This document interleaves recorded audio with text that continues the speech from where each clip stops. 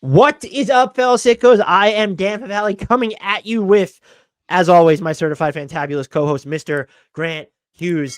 A very special or unique or different type of podcast from us today. It's going to be trade deadline themed because we got to keep sprinkling these in here. 'Tis the time of year. But we are going to talk about the NBA draft picks that stand to define or shape the 2025 NBA trade deadline. It was basically it probably wasn't a joint effort. Grant came up with the concept and then we kind of fleshed it out from there. The prep was a joint effort for sure, but you were the one that made that idea like stick in my head, like this is how we're going to frame it. And so the approach is like multifold and fascinating. And it's one of those things that I said this to you, Grant. It feels scattershot as we're preparing and talking about it, but I think it's going to coalesce into something that, I mean, it is us. So I'll say semi-coherent instead of totally coherent. But before we dig into how we approach this and what this actually means, how the heck are you doing? I just want to point out that I feel like what has happened with this idea and where it's gone is a really good summation of what I think of it as like, well, just the dynamic here. Because like, I guess I thought of it and I texted you about it. And I didn't really I think it started as like, hey, we should talk about the picks that like might or might not convey that could affect the trade deadline. Like, what do you think? And I think you were like in, and so then I rounded them up yesterday, and the doc I put together was like maybe a page, like page and a half. And then you get a hold of it and turn it into an 8-page bullet pointed, highly organized, just with like talking points. I was like, God damn it. I really feel like for people that don't know, this is what happens is you will take something to its absolute extreme in a good way that I would never do. And the podcast benefits from it. But holy smoke, I couldn't believe how long this thing was when I opened it back up today. I did do 1,400 words. And we've reached the point in our partnership, though, where like normally I would be reticent to send that to something like a guest because I don't want to overload them with information. But at this rate, it's been years. Grant knows what he's in for. Right. I have no qualms about sending you 1,400 words that you may have to scan through. Yeah, I don't know why I was surprised. It's not a knock. I just wanted to illustrate like here's how it gets done, listeners and viewers. That's how it's funny though, you were, before we get into the actual criteria of this, you were way lower on your own concept than I was, because you, in the initial message you sent me about it, you were like, as I'm typing this out, it's not a good idea. And I'm like, this is one of the best ideas you've ever had. That's another aspect of the dynamic here, I feel like. So this is interesting where it didn't end up being just picks that could convey. And we're looking at this through multiple lenses, and there are basically kind of 3 buckets we ended up separating these teams into. And so there's the one that you outlined where it's these teams, they have draft obligations elsewhere. They're not necessarily contenders. So what are they going to do? Like, does this make them more likely to sell, or does it mean that they're going to try and maybe win a little bit more? And there's honestly, when you sent your original doc over, I don't think I realized like how many of these situations there are. This has to be one of the times where it's okay, like this isn't normal. I was shocked too, just putting it together. Forget like if we dispense with the different buckets, like I think there are 19 first round obligations this year, which I'm not saying they're all going to convey, but there's 30 teams and there are 19 first round picks that are like, maybe not. Like you might get it, they might get it. And Oklahoma City's tied to all 19. Well, yeah, there's that too. That's understood. But it's 2/3. They're 2/3 of first round draft picks have like some kind of little tag on them that it's just talking 2025. Like forget, we'll go out, we'll reference ones that are further out, but 19 different instances in this coming first round where a team finishes. There's unprotected ones too. So, I mean, I guess that's its own category, but like where a team finishes is going to affect like what happens to that pick, which is like, we didn't look this up like going back years, but that's gotta be like on the very high end. I don't even know how you would look, because there's not data necessarily on like the previous draft obligations. There's only the future draft obligation. Right. Yeah. Well, you'd have to like go look at trade deadlines and see like, oh, this 2023 protected pick went somewhere. Honestly, we're getting to a point though with the way these protections are written, and then the swaps of the swaps of the swaps of the initial swaps. It's just, it's going to become too hard to follow. The other 2 buckets were what's I find this to be maybe the most interesting bucket for me is the potential buyers that have other teams as picks. And so you would use the Spurs as an example, just Mhm. having a Minnesota pick in 2031, having the Hawks picks, having the Bulls pick this year. And so we get into those teams. And the third bucket was, okay, these teams don't have other teams as pick, but what's interesting is that some of them might be desperate enough or win now enough where are we going to see a bunch of first rounders in 2027 or beyond being dealt? And so we go through that bucket. There are some teams that fall under multiple ones. Right. We kind of just slotted them and we tackled this we invariably decided to tackle it from the team perspective. So we'll go through different teams. And just as a forewarning, we left out just sort of I would call them the foregone conclusions, or just like the ones who should be, like Memphis as an example. They have all their own picks. They're a buyer, but like, because they have all their own picks and no other teams as picks, like we're not going to talk about later Memphis picks. And then Washington, they have a first round obligation to New York. That fucking thing's never conveying. So like, that's not going to be what is it? Situation we I discussed. forget what the protections are on it this year. Well, we'll talk about it with the Knicks, I guess, but like, we're not going to talk about it from the Washington Wizards perspective. So before we start, like the nutshell summation of what we're trying to do here, it's kind of in the title, but it's basically to just like, and this is the year to do it because there's so many, like just get a handle on what kind of future pick obligations might have an effect on this trade deadline. Is that like a fair summation of what we're trying to do? Because everyone's putting fake trades together. Like you need to know like sort of what's possible, what's not as a threshold level, as far as like they can trade this pick or they can't. But it's also like, how do some of these pick obligations and like conveyances affect like what a team actually should be trying to do, right? Like a team that's got a certain kind of protection, like should not be trying to tank. Like, you know, that's an obvious like extreme case, but like that's kind of the goal here, is to sort of lay out the landscape of like how these future, like immediate future, especially picks are going to could and should affect teams' behavior at the deadline. And my final note would be, I guess this kind of dovetails with what I said if teams fall under multiple buckets, but looking at a team like Utah as an example, there we'll talk about them potentially owing a pick to OKC this year, but they have all these Cleveland and Minnesota picks. They're not going to be in the potential buyers that could trade these picks because they're not a team. As Grant kind of mentioned, we're looking at how do these picks influence behavior, and just Utah's not at a point in their developmental arc where they should be dealing distant firsts from other teams, in my opinion. We're going to begin with the teams who have obligations to other notable obligations to other teams bucket. This will be done alphabetically, except in this case, we're just going to start off with Miami because their outlook could change at any given point. And so I think it'll be best if we alternate on these, and I'll start off and we can just give the nutshell of what we're specifically looking at for this exercise. So for Miami, they owe their 2025 first round pick to OKC. It is lottery protected. If it doesn't convey, it becomes unprotected in 2026. They also owe their 2027 first round pick to Charlotte. That is also lottery protected. However, if that doesn't convey, or if the OKC obligation does not convey this year, that pick becomes unprotected in 2028. So effectively what we're looking at here, there are other ways to frame it.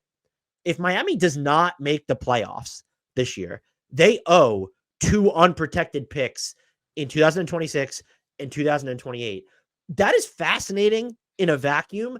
It's morbidly intriguing now because of the Jimmy Butler trade sweepstakes. And so, Grant, how do you think this influences what they do with Jimmy Butler, what type of return they're looking for with him or should look for with him? It feels, it's been talked about, but like, it feels like it should be a bigger story with regard to Jimmy Butler's future. Right. So the simplest, if you're thinking about like, what should Miami prioritize? What should it care about? I think the simplest answer is convey that 25 first, right? Like you want that to go, because that's where you start. Now the counter might be, you're confident that in 26 you're going to be a top 5 team or whatever, and you're going to convey a pick that's 24th or something, and then you're good again in a couple of years, and that one going to Charlotte is again in the 20s. Like if you're optimistic and you think like, you know, we're not afraid of having, like, I think it's a very scary thing to have an unprotected pick outgoing, especially just for any team. But Yeah. for a team that's like skewing older and we're not sure about the core, like that's really scary. I still think you want to convey that pick in 2025 and you hope it's sort of as bad as it can be. And that just means like in the Butler trade landscape, you probably want to get somebody back that's going to help you be decent, right? Like, or at least not miss the playoffs. And Is that that's Bradley very Beal's music? well. That's the thing is, it's like, well, but like, how do we weigh that against? We don't want to take on a Bradley Beal level of money for 2 more years, like because that's also bad and might hamstring. So I'm curious what you think. My gut is like you just want the pick to convey this year. Yeah. And you don't want to put yourself in the position of having 2 unprotected picks going out when maybe you're going to be bad. Who knows? Even though it's not an easy decision necessarily. And the Heat, by the way, I think are among the teams that are always confident, like, we don't care. We'll be good. That unprotected pick's not going to hurt us. So, I mean, it might. So that's it though, right? Like you probably want that 25 to go. Yeah, you absolutely want it to go. There's no argument against like, oh, they could be fine. And for all the how you might feel about Jimmy Butler, like they're worse with him. They're a minus 2.3 points per 100 possessions with him off the court this year. And so it's not a matter of just you could remove him for anything and they'll be fine.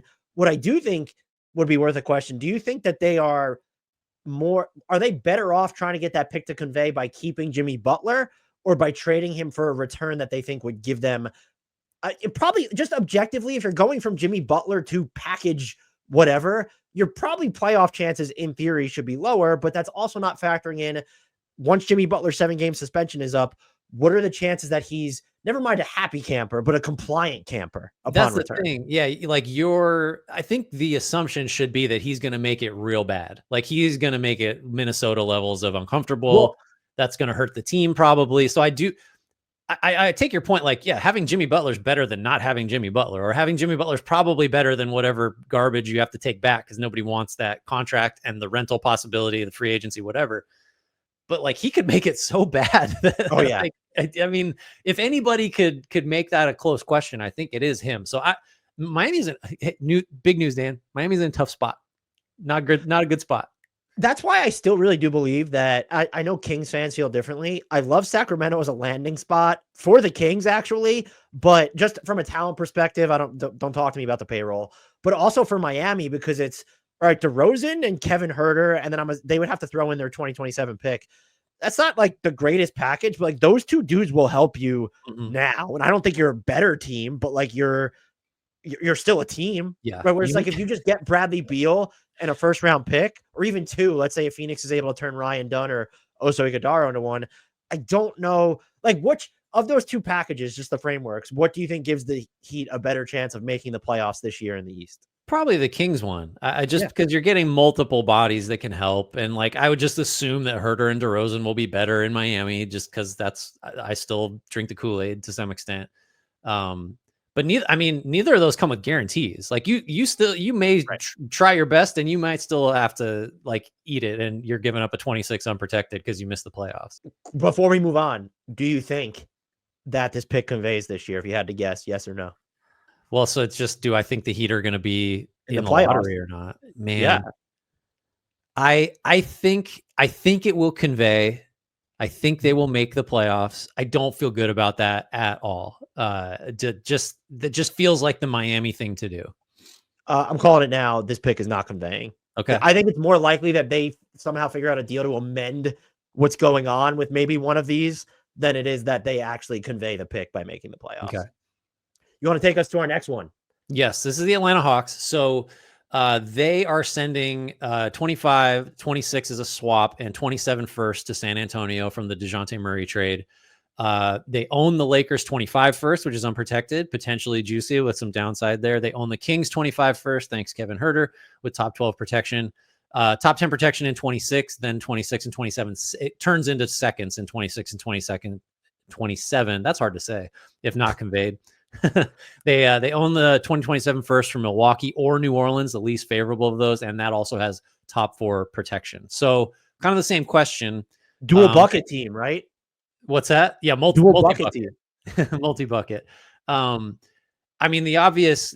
Let's start with more immediate. Like, what do these various obligations and certainly the nearer ones sort of incentivize Atlanta to do and not do at the deadline? And I guess you can stretch that out for a couple seasons, really. Do you think so? My gut reaction is, and I'm not saying for them to do something stupid, although I think they would also be another fun Jimmy Butler team. Just let me look. If you guys want chaos, put me in charge of an NBA franchise. Like, I will do things in markets that normally wouldn't do them, and I will make no apologies for it.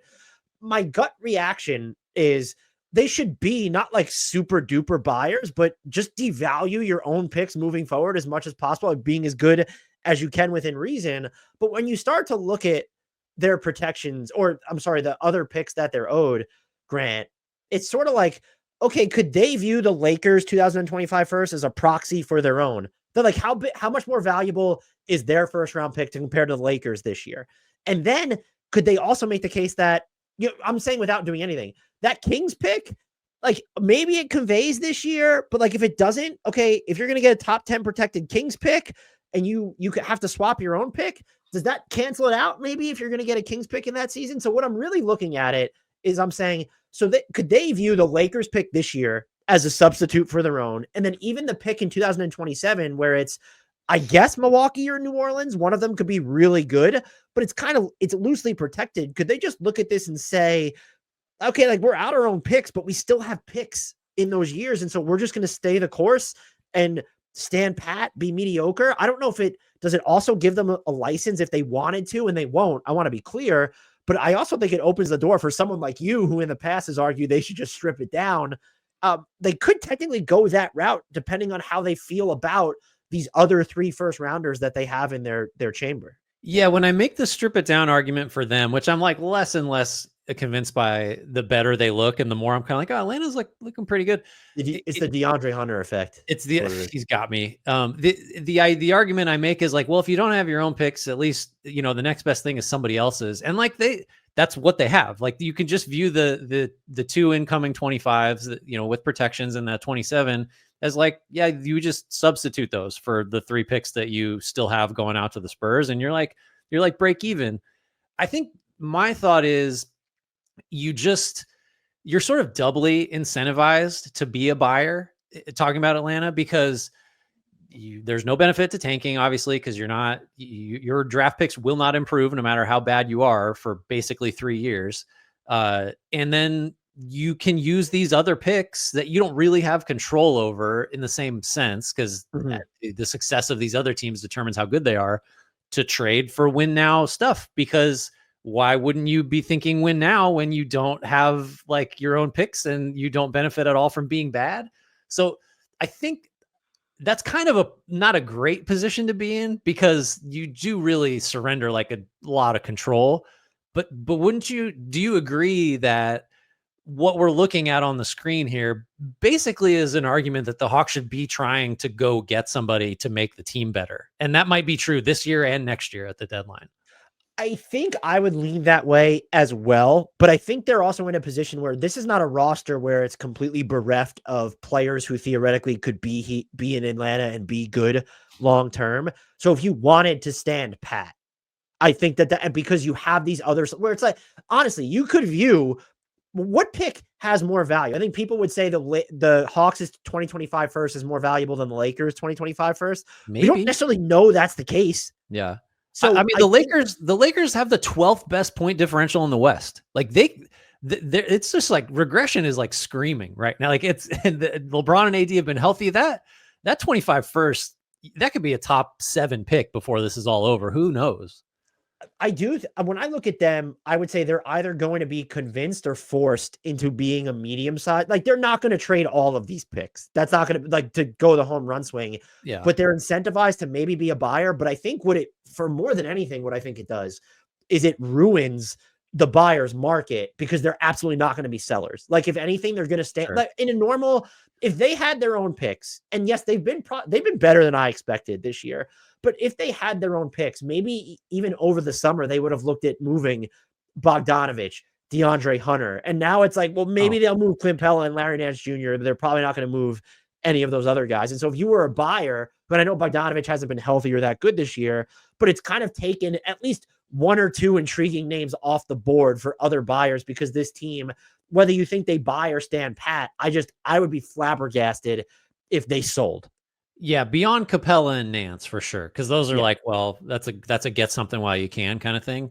But I agree. I think they're just not incentivized to sell, and they are a team that like normally you'd say like absolutely you could probably get a lot of stuff for Hunter, Bogdanovich, whatever. But that's just not that doesn't make sense for them.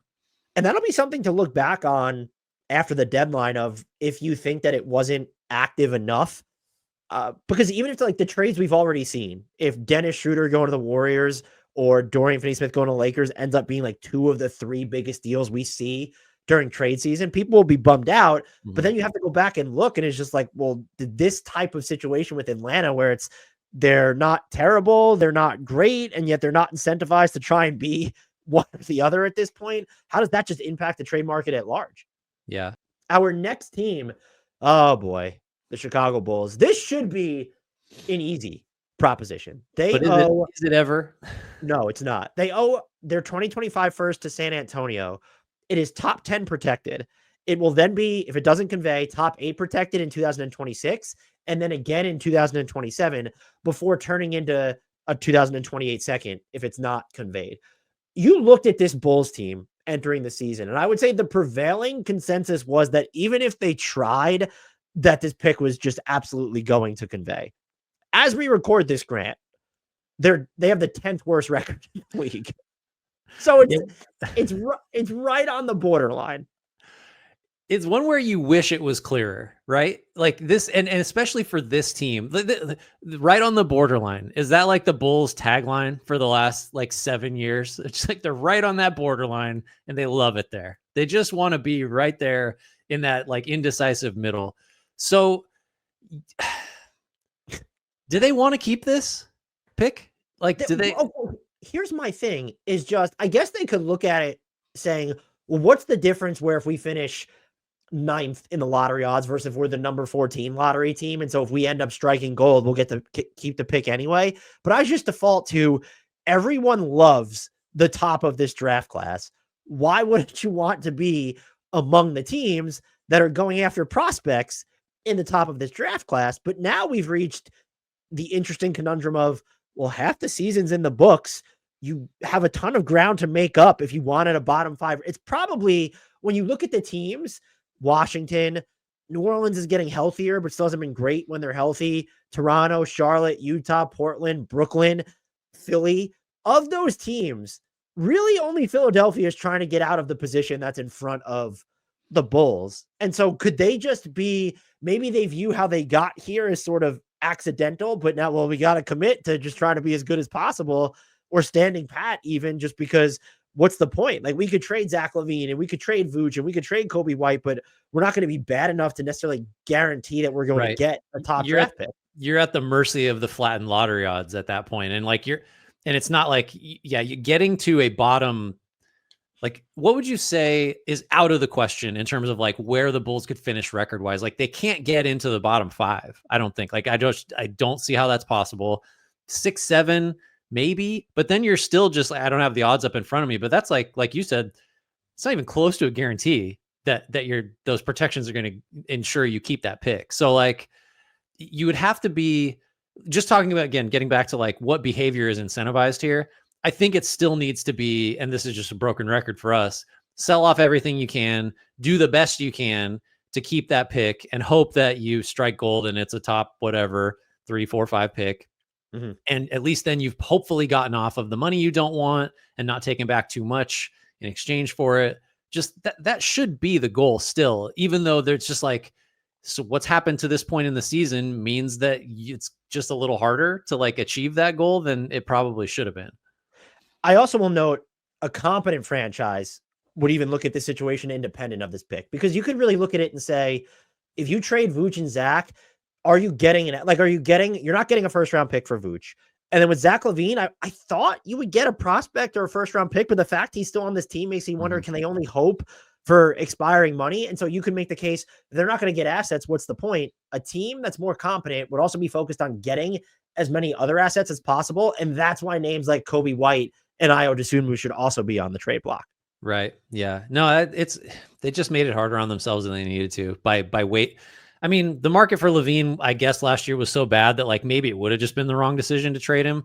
But the second, like, I don't know, a month ago, like they needed to be moving the second it was like, oh, Zach Levine's good again. Like market up, move him I immediately will before say you get too though, many wins. if the best deal to date was Michael Porter's Jr. and Zeke Naji for Zach Levine, what does that change? Like, do you kill the Bulls for not? Again, Denver's not interested in it. It didn't seem like Chicago wanted Naji's money because no one in their right mind wants that money on their books right now. But if that's the best out there, I still think it just comes back to you could get 2 first-round picks for Kobe White right now, and that's what you should be doing. I agree. I wrote something the other day just asking the question of like, is it possible that the Bulls could find themselves in a position where the right decision objectively is to keep Levine through the deadline?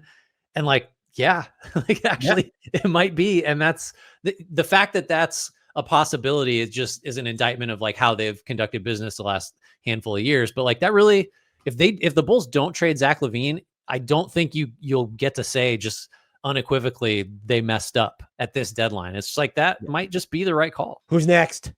This is the Pistons. They are sending their 2025 first round pick to Minnesota with top 13 protection. Nobody panic. That turns into top 11 protection in 26, top 9 in 27, and it becomes a 27 second rounder if it is not conveyed.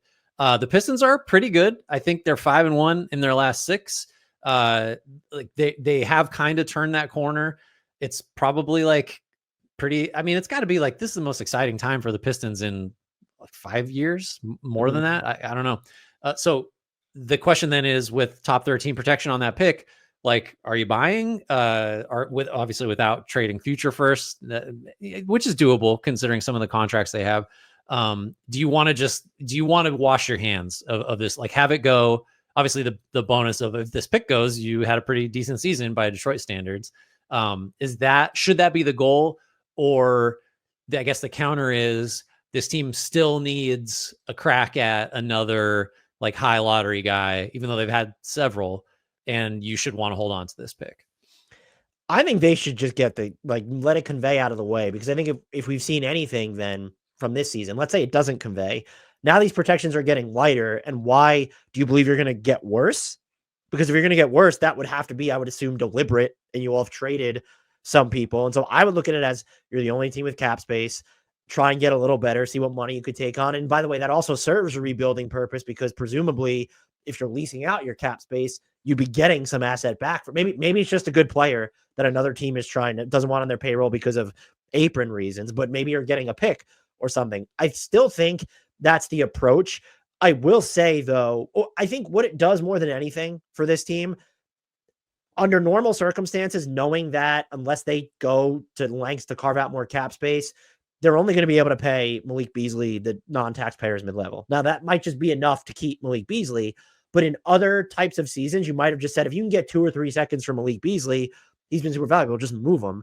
I think that should absolutely be off the table now, because 1, he's helping you in the immediate, but 2, you might just be able to keep him. Like, you might have to give out more years, because there will be other teams with a non-taxpayer mid-level exception over the summer.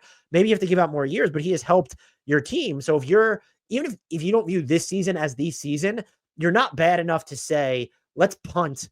To me, anyway, you're not bad enough to say, let's punt on the outside chance of keeping Malik Beasley at a time when we would expect to be better as players improve, and also maybe we're more aggressive on the transaction market. I think like top 13 protection, or I guess lottery protection, is like right around I'm trying to like land on a all things being equal threshold of like when you should want the pick to convey and when not. And I think that's right around like the cutoff for me. Because if you have like a top 8 protected pick, like I think you probably want to hold on to that. You know what I mean? Like I'm trying to arrive at some kind of rubric for where it's like the default assumption should be. I guess that's hard because everything's so situation specific, but like, I don't know. The Pistons these kind of picks are right on the line. I think you just want this pick to go. You want to be unencumbered going forward to the extent that's possible. And like, yeah, I think you want to be like a moderate buyer. I just like for years it's been the Pistons, although like they got that 14.1 million sitting there and they're going to do something and play facilitator probably. But if you can make that like more of a buy and not just a dump, I think that's not the worst way to go. I will say their pick is also, and we'll get to them, is because of how good the Pistons are, it does make Minnesota having this pick more fascinating for them, which we will get to. I'll take it. I think it's me. So we're on to the Sixers here. They are sending their 25 first to Oklahoma City. That has top 6 protections. It's top 4 in 20 through 2027. So next year and the one after, then becomes a 27 second. They're also sending their 27 first to Brooklyn. That's conditional upon that OKC obligation being fulfilled to the previous pick we just mentioned. That's got top 8 protection through 28. Then it becomes a 28 second. The Sixers also own the least favorable 2026 first rounder of Houston, the Clippers, or the Thunder. So that's going to be probably in the late 20s, you would assume, unless something goes sideways for the Thunder. The Sixers also own the 28 first from the Clippers with no protections whatsoever. That's kind of the crown jewel of the Harden trade. They have swap rights on 2029 first rounder with the Clippers that has top 3 protection. I mean, it makes sense for them to get the OKC obligation out of the way this year, probably. Tell me if you disagree. Some people have considered, would it make sense to not do that? There's no way to get, how bad, what do you have to have, a bottom 4 record to guarantee that you get a top 7 pick, right? So like there's even a chance that you just, at this point, you can't be bad enough to guarantee that you would keep that pick. Well, don't you remember earlier this year when it was like just the darkest days for the Sixers, talking about like, oh my God, the Thunder could get like the number 7 pick or whatever out of the Sixers this year. You need to have the second worst record in the NBA to lock yourself into a top 6 pick. Well, that was in play for a minute. Like it felt like, but yeah, I think, I mean, the more interesting aspect of all this is like the Sixers can absolutely still be buyers with some of these other income. That 28 Clippers pick, if you want it. Now the market is what it is. We'll probably have to say that 50 more times, but like that unprotected 28 Clippers pick, that's pretty choice. That's one you could put on the table if you know you really needed to make a serious offer for something. But like they're distant. If you're gonna, to me, it's not about their buyers.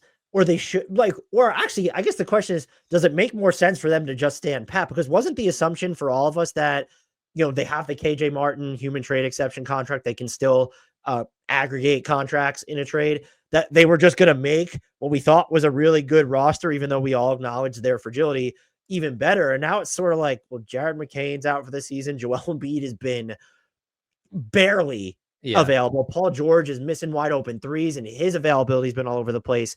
If you're the Sixers, what is the urgency to buy? I just wonder how much of the conversation around the Sixers has fundamentally changed, because the question you're asking is like, I mean, you're not framing it this way, but it's like, oh, what if could this just be a gap year, type of thing? And the issue with that has always been, well, Joel Embiid, you're tied to him. Like, however good he is how good you are. However healthy he is just determines your chances for success. Like, that's still the same. And it's a lot harder to believe he's going to be healthy and good going forward. So that does change the calculus a little bit, but like, you're tied to him anyway, and you just extended him. So it's like, I think you still need to operate on the assumption that like, we're going for it because we have him. It's just even scarier now because of how diminished he seems and how infrequently he may be available going forward. So like, to me, in one way, the conversation about what the Sixers should do hasn't changed at all, because that's always been what it was. But it's just, but in another way, it has, because it's even harder to stomach the idea that we're tying our whole like next half decade of roster planning to Embiid, because it's just, that's a scarier proposition now. Now, is that like playing like it's a weird space, because I agree with you that they should still view it as they need to be buyers, but because of what's happening, isn't the bar for what or who you need to go after been raised? So in theory, if you want to buy, you have to be even more aggressive, because it takes more stuff to get better players. Because like, I think we could have talked, I'm just trying to think of like Dorian Finney-Smith is an example. He still would have been a good addition if they wanted to get him. But if you're looking at these Sixers, you're not viewing Dorian Finney-Smith as the finishing touch anymore. The bar for that has been raised, and to then go out and match that bar, especially when you don't have these higher, like you have Kelly Oubre Jr. and you have KJ, but like you're not teaming with these salaries that you can move that get you an expensive player. So they also need to be semi-cost effective and good enough to elevate what we all agree is a worse than expected version of this team, the Sixers. So it's weird because you're still in kind of like a middle ground. So let me ask you this. Like, I agree that the way things have gone this year, specifically with Embiid and to some extent George, what you need to be a true contender, accounting for those two guys, is probably more than you would have had they been healthy and whatever. But like, that can't rise to the level of, like we talk about with Steph sometimes in Golden State or whatever, or it used to be the Brunson conversation. It can't be that the Sixers need someone who's better than Embiid, right? Like, it can't be that, because if that's where you are, you're fucked, because you can't trade for that guy. Like, at least if you're talking about when healthy, like top end product, whatever. So it's like, again, I'm kind of back to like, well, how different are things really? Because it's never going to be realistic to get someone who's as good or better than Embiid. And if that is what you need, in fact, then you should blow this whole thing up, because you're never going to get that guy. You don't have the ammo for that, right?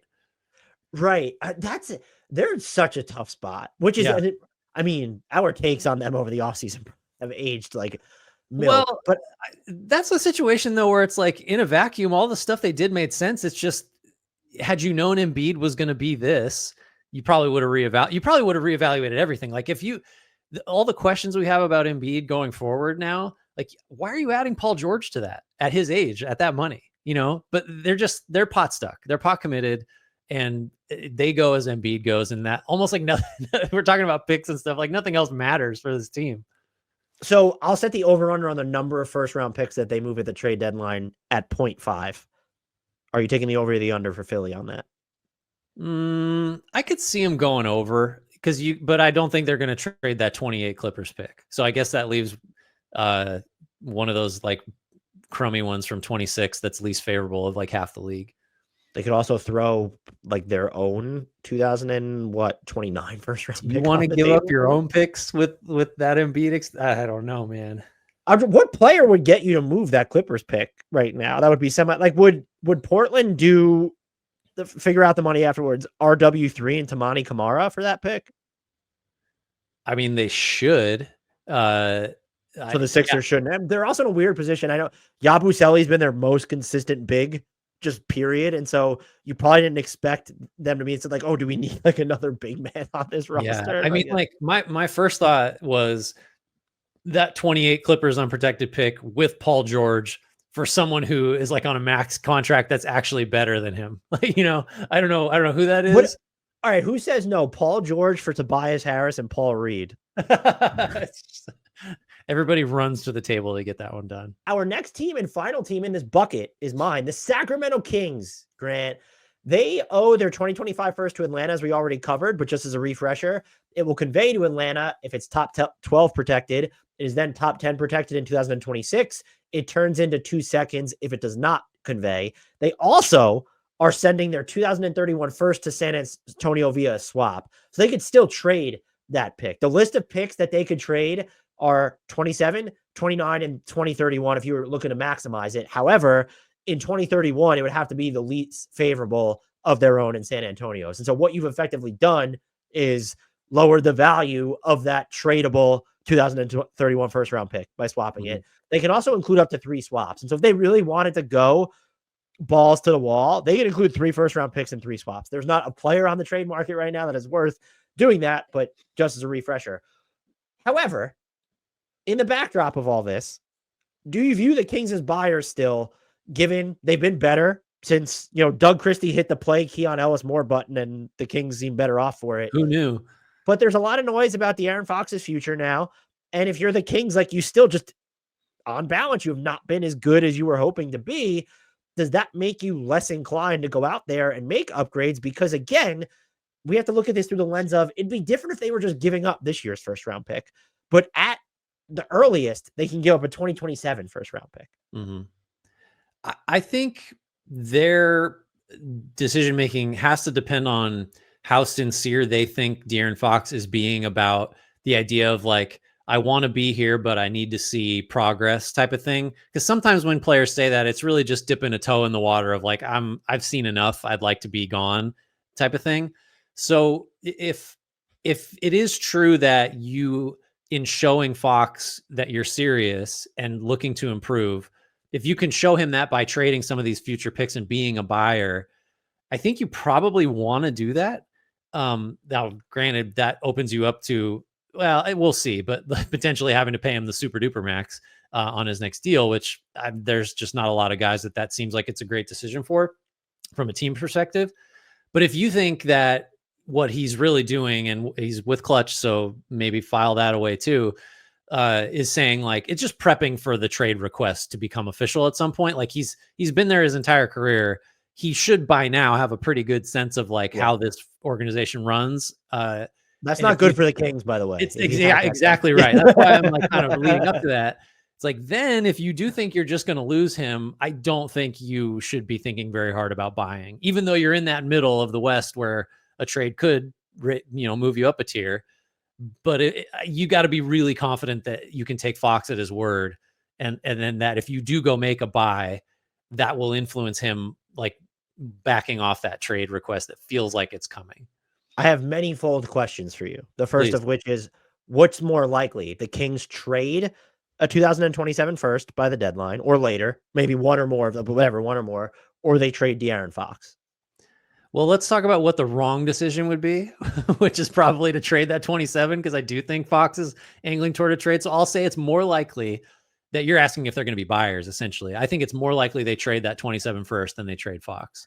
I agree with you, although there's a chance that the Fox noise may save them from themselves in the sense that they would be too hesitant to do anything, which is not, we've watched them do nothing last year at the trade deadline. So that's not great. But at the same time, if you trade, as you already mentioned, if you trade any of these future first and then De'Aaron Fox is up and ass around anyway, you better hope those picks are protected. Yeah, I mean, we're talking about what a rational actor would do, I think. However, let's just say that Fox says he's going to stay and they can believe him. So now we're looking at it in those terms. Would you give up your 2027, a 2027 or later first, depending on what happens with this pick to Atlanta? Are you giving up that in a trade for Cam Johnson? Well, I think you'll have to if you want Cam Johnson. I think Cam Johnson. Well, it kind of comes down to like, is that really the best they could realistically do in terms of like what player type would help them most? And I mean, it's not far off, just given what's actually available, like realistically, because they need forwards, and he's going to be a very different type of offensive helper than the guys they have. So I think I probably would give up that 27 or later first for him, but I'd still be running. I'd still have like, wouldn't you have reservations though? Like, we're going to go get another offensive focused guy that like we might run into the same Keegan Murray problem where it's like, how do we get him shots? How do we maximize? Yeah, then what happens to Keegan Murray as part of that? I think you do it, right? Or what do you, I assume you think they should do that if that's on the table, but it's not uncomplicated if they do pull something like that off. No, it's not uncomplicated, because also part of the reason is if you're Brooklyn and it's Kevin Huerter and Trey Lyles and that for a first and 27 or 28 for Cam Johnson, is that the best offer you're going to get for Cam Johnson? Yeah, probably not, because you're thinking it's going to take 2 firsts, right? Potentially. Yeah, the difference is that you're not going to get like a 27 and 29 first. Like if you get a first, it's probably, it's a 2025 first. That's not great. And then a pick after that. So I probably would give up the pick for Cam Johnson in a vacuum, even though I don't think he solves like this team's biggest issues at all, but he does make them better and more balanced just because they are so guard heavy. I was trying to think of just like, would you do the other question I had before I asked you, like, what would be the like ideal player for them to target? Like, would you do the Jimmy Butler framework if you're them that we outlined, where it's, you have to figure out the tax stuff after, but if it's Kevin Huerter, Trey Lyles, that 27 first that could spill into 2028 plus DeMar DeRozan, are you doing that for Jimmy Butler? And knowing that it might just be a rental. You could, and let's even say that I think Jimmy Butler will go wherever someone pays him. I think honestly, I've seen a lot of Phoenix Suns fans kind of patting themselves on the back, like, stars keep wanting to come play here. I was like, well, your owner just said that they would pay Jimmy Butler money that the Heat won't. And so I think other teams could say that Jimmy Butler would want to go there too. Maybe so. I would be stunned if even if offered that extension, he would stay in Sacramento just Oh, because. wow. Okay. I mean, well, I guess like it depends on what else is out there, but I think if another team was willing to come somewhere near that, who is that would be the question, because we keep talking about how few teams actually have money. Um, I think you should probably assume it's a rental. And so you're giving up a 27 first basically to clear $50 million off your cap, I suppose. Which that's not nothing. But if assuming Fox is still there and Sabonis is still there, and you're gonna have to pay Murray pretty soon, although I don't know what that's gonna look like.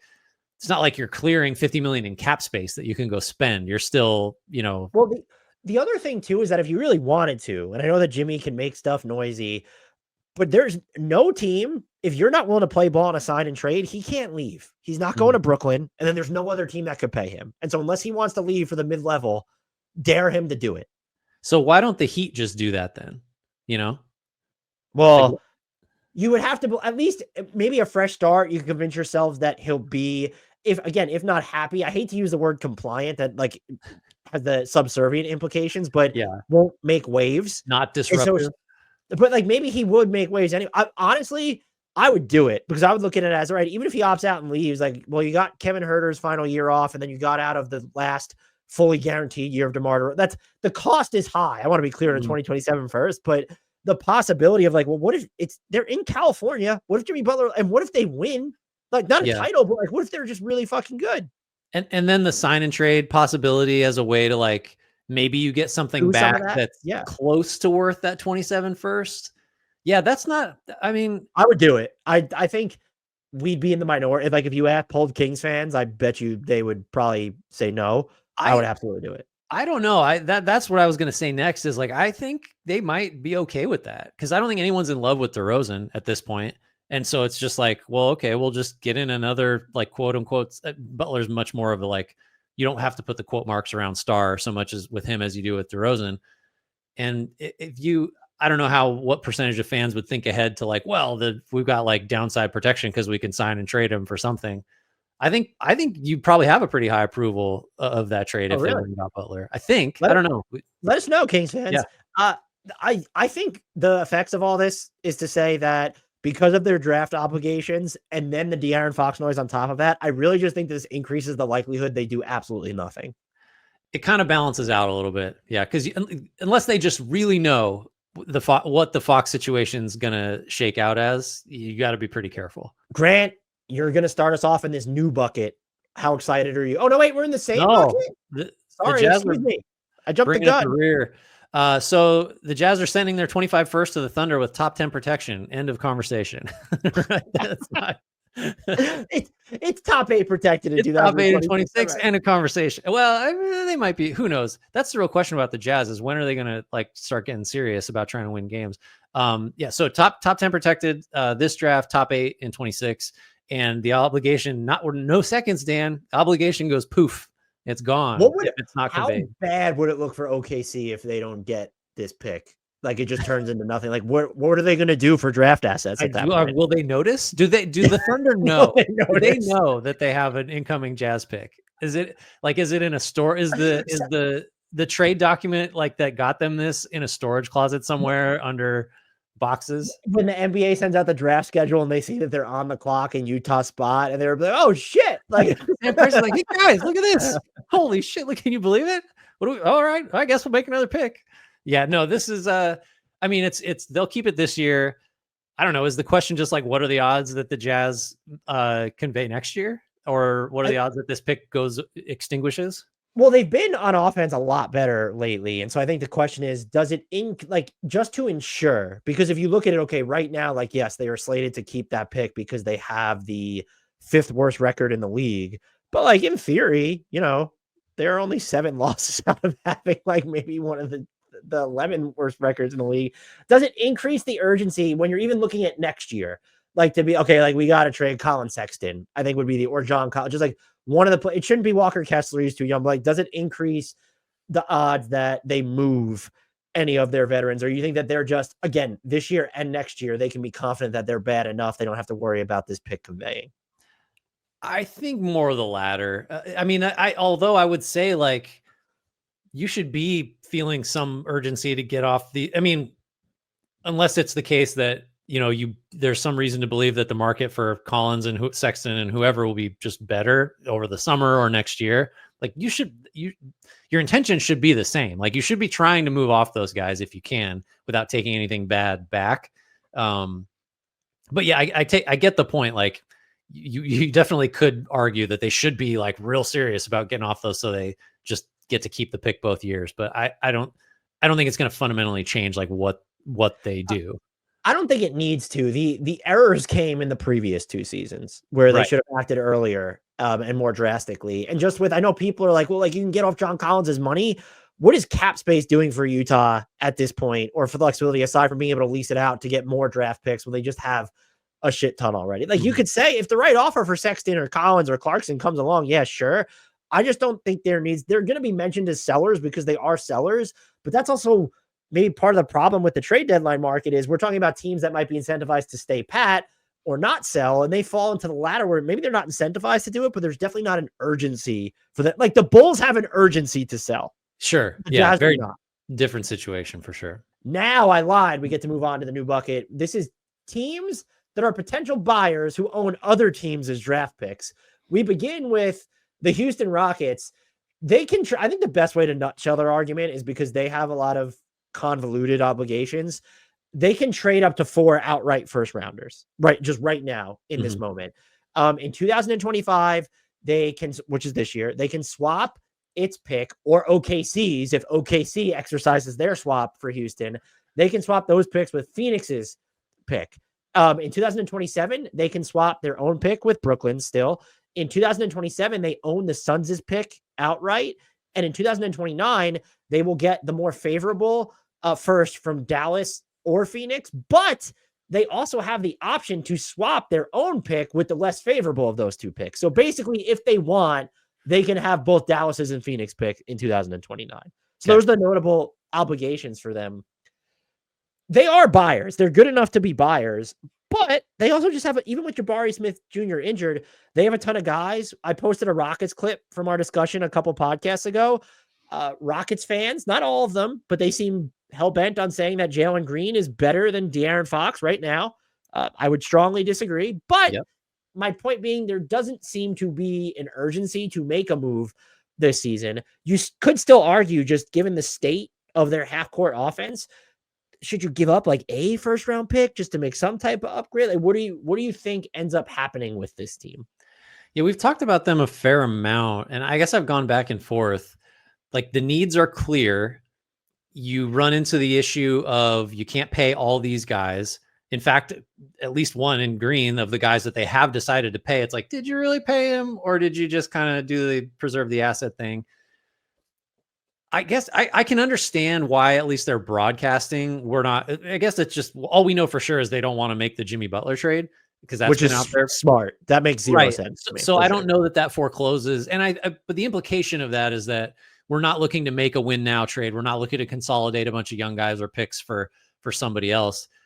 I think that posture could change if and when Kevin Durant or Devin Booker like start to shake loose, like that kind of thing. It does feel like they're just obviously because of the Phoenix stuff, just like that's the move. They both sides should be interested in that kind of trade, I think.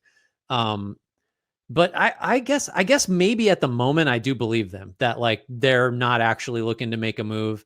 And if that's a lie, then good job, because that's how you create leverage. It's just like, oh, we're not interested.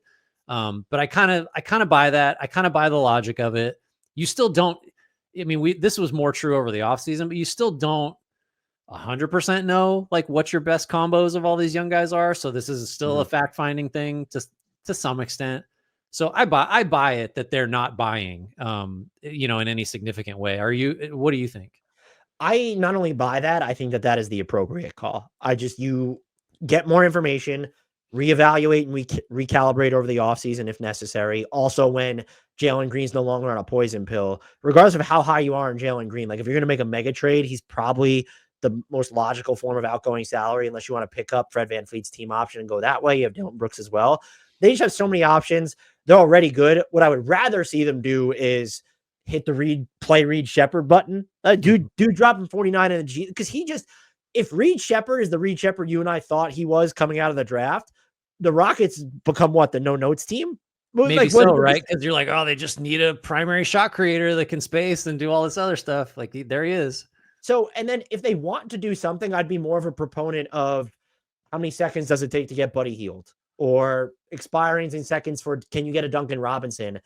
Guys who aren't necessarily guaranteed playing time, but they can help you on any given night if the offense or matchup warrants it. Now, is there a player who's not on the market right now that might get on the market that would change the calculus for you at this deadline? The more I think about it, I do trust De'Aaron Fox's shooting more than most. I think, like, as a creating shooter. However, I don't even, I told you this on the clip. I don't think I would trade for, he would make me think. I know Rockets fans seem against it, from what I saw in the comment section. LaMelo Ball's the name I look at. It's like, if Charlotte decides to do some kind of weird pivot, I mean, you could argue that they're bad enough with him, but they could also look at themselves and say, what's our pathway to getting good enough with him? And so that would be the name I circle. He fits their timeline. He's on the fun max and under contract for an additional 4 years after this one. So it fits kind of with, he's not going to break the bank when it comes to paying others. Like, De'Aaron Fox is going to be on his third contract as an example. And that, in most cases, that's what's going to happen with a trade like that. Yeah. Yeah. So are you, Green being a poison pill guy like makes it'd be so much easier if he had next year's salary that counted as outgoing. But like, are you sending Shepherd, and like, what's going to Charlotte? I know we haven't like talked about this, but like, Shepherd has to be in that deal if I'm Charlotte. And then, I mean, honestly, does he? If I'm Charlotte, yes, I need Reed Shepherd. I would say yes. I'm not giving up Alperen Sengun, who's poison pill, but let's say he's not. I'm not giving up Alperen Sengun. In that instance, I'm definitely not giving up Tari Eason. I'm definitely not giving up Ahmed Thompson.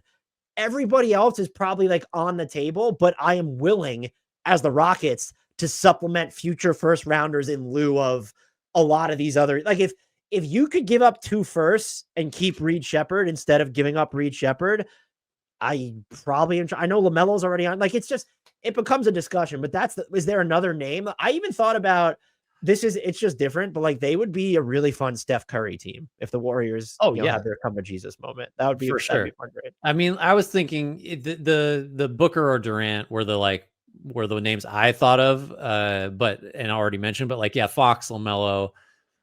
I mean, Steph, sure. I'm trying to think of like what other primary. I'm probably not even trading for Kevin Durant if I'm them. That's just so short term. Think about what you need to give up to match the money now because of the way that your poison pill situation. Like, if this was the summer and you would talk about, all right, it's Jalen Green, and it wouldn't even be able to be this summer, but like, I don't know. The Kevin Durant timeline, even Booker this season has played in a way that I think there's probably Rockets fans that think that Jalen Green is just better right now. That's not true. I want to make that clear. Well, Fox has been better than Booker this year. And if Rockets fans are convinced that Green is better than Fox, then he's way better than Booker. You want to take us to our next team? Yep. We're on to the Oklahoma City Thunder, who, I don't know, do they have any picks? Yeah, they have too many. By the way, I wasn't writing all of it out.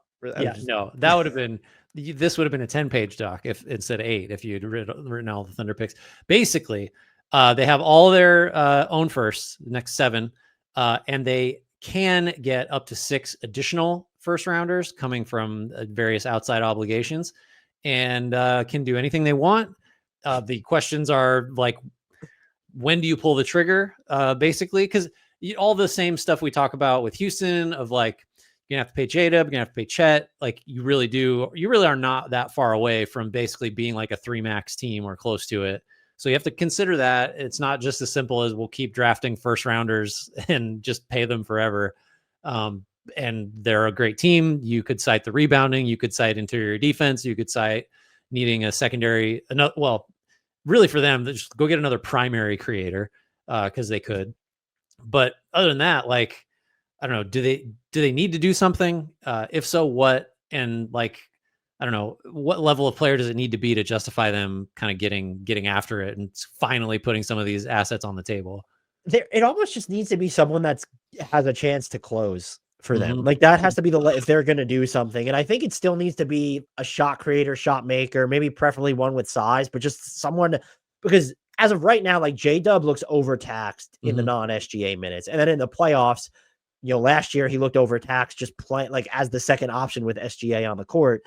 And so you want to try and fill that. I'm not chasing that type of an upgrade right now because you might reach a point where you say, we can't play it's like the Pelicans party line. Like we need to see everybody healthy for an extended period of time. Maybe you're never going to get that with Chet Holmgren. I'm more optimistic. We're not at that point yet, but like wait until at least the off season before you and see how the playoffs unfold before you make that call. But just the lack of information with what you look like when you have one Hartenstein and Holmgren on the court together, but just more extensive availability this year from J-Dub, Shea, and Chet. Like I just can't talk myself into them doing anything. And while you could say like, well, what about doing something more minor for them, like a Cam Johnson? They just don't have throwaway players when it comes to like going to match a Cam Johnson. Even Aaron Wiggins plus Ousmane Dieng made me think, like, I don't know that I want to give up Aaron Wiggins. Wiggins is good, man. Like Wiggins just keeps showing up in big game, like against the Cavs. He had like that guy's good and on a great contract. Yeah, that's not a throw-in at all. And that's the problem, because you could also say, well, like if Aaron Wiggins' playing time is not going to be a constant, like shouldn't you? But would Cam Johnson's playing time on this team be a constant? I don't fucking know.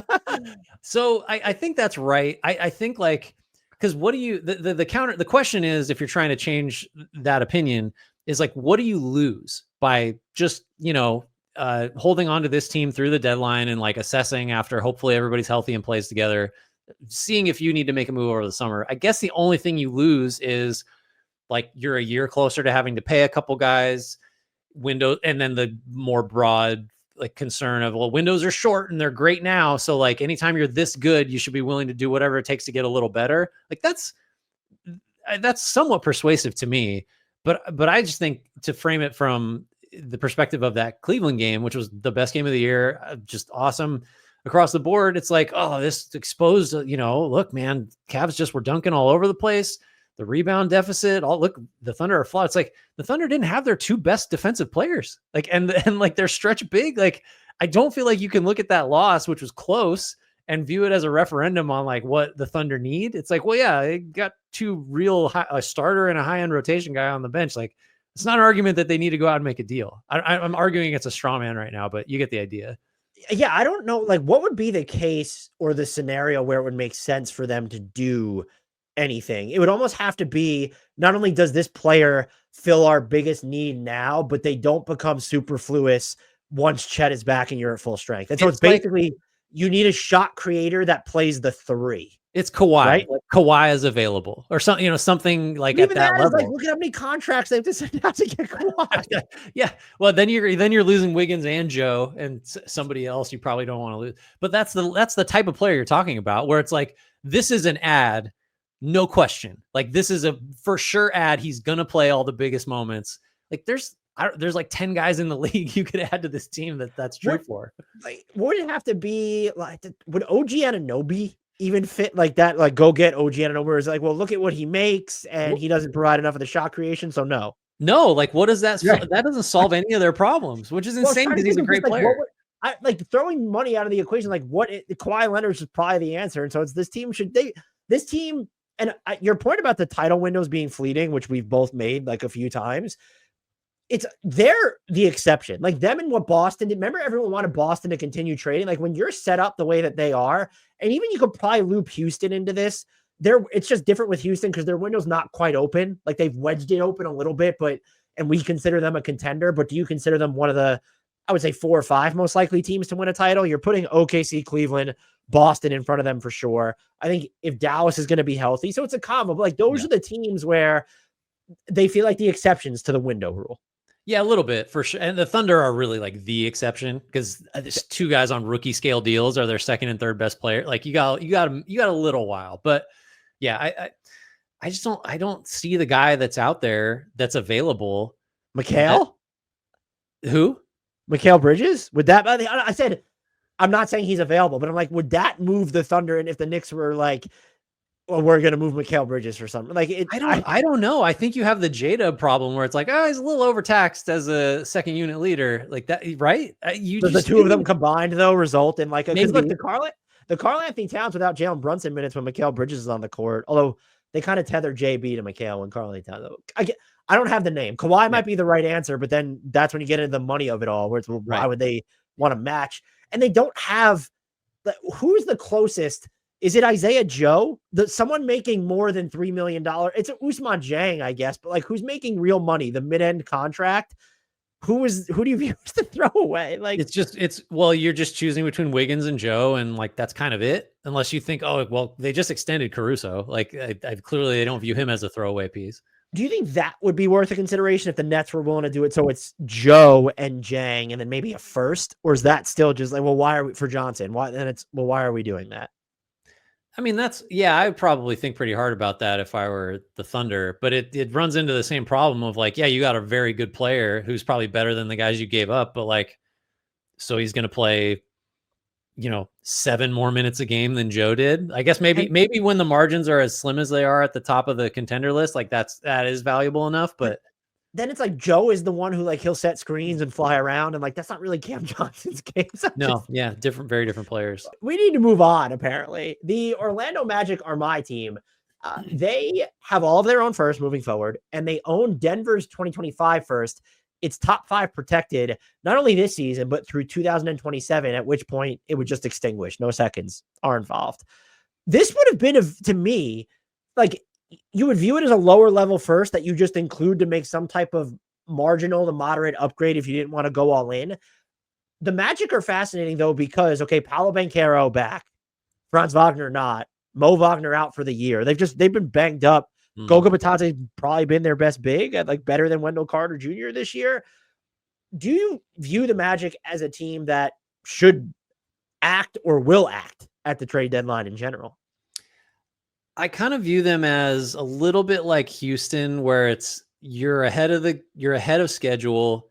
You can count on being like good to very good for at least for 4 or 5 years. And then who knows after that when more guys are on their second contracts. Although like, I guess 2 of them already are talking about Suggs and Franz.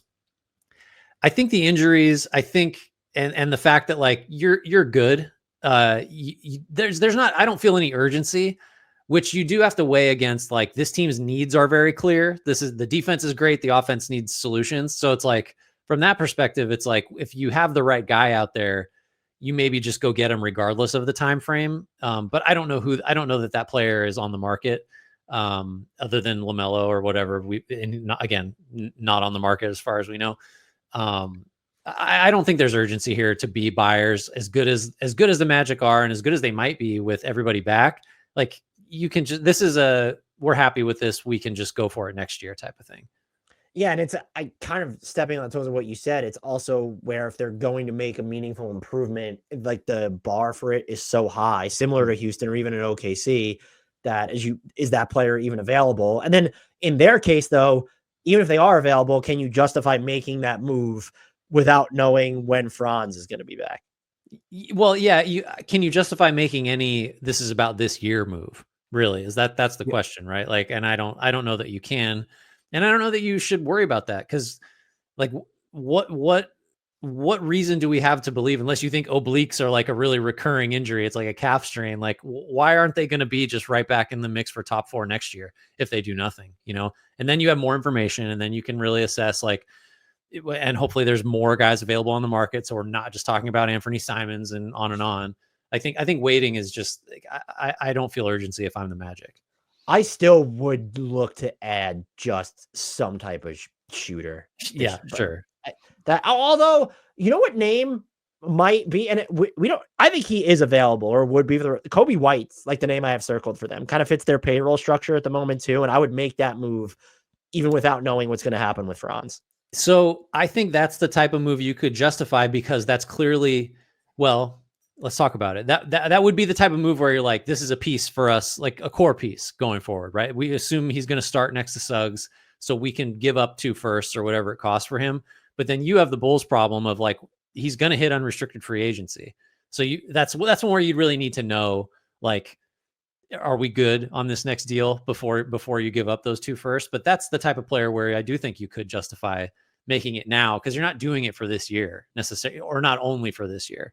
I think where that gets wonky too is that in most cases, so if you offered your 2025 first and the and the Nuggets 2025 first for Kobe White, that's not going to get it done because the Bulls in theory have their own 2025 first in that scenario.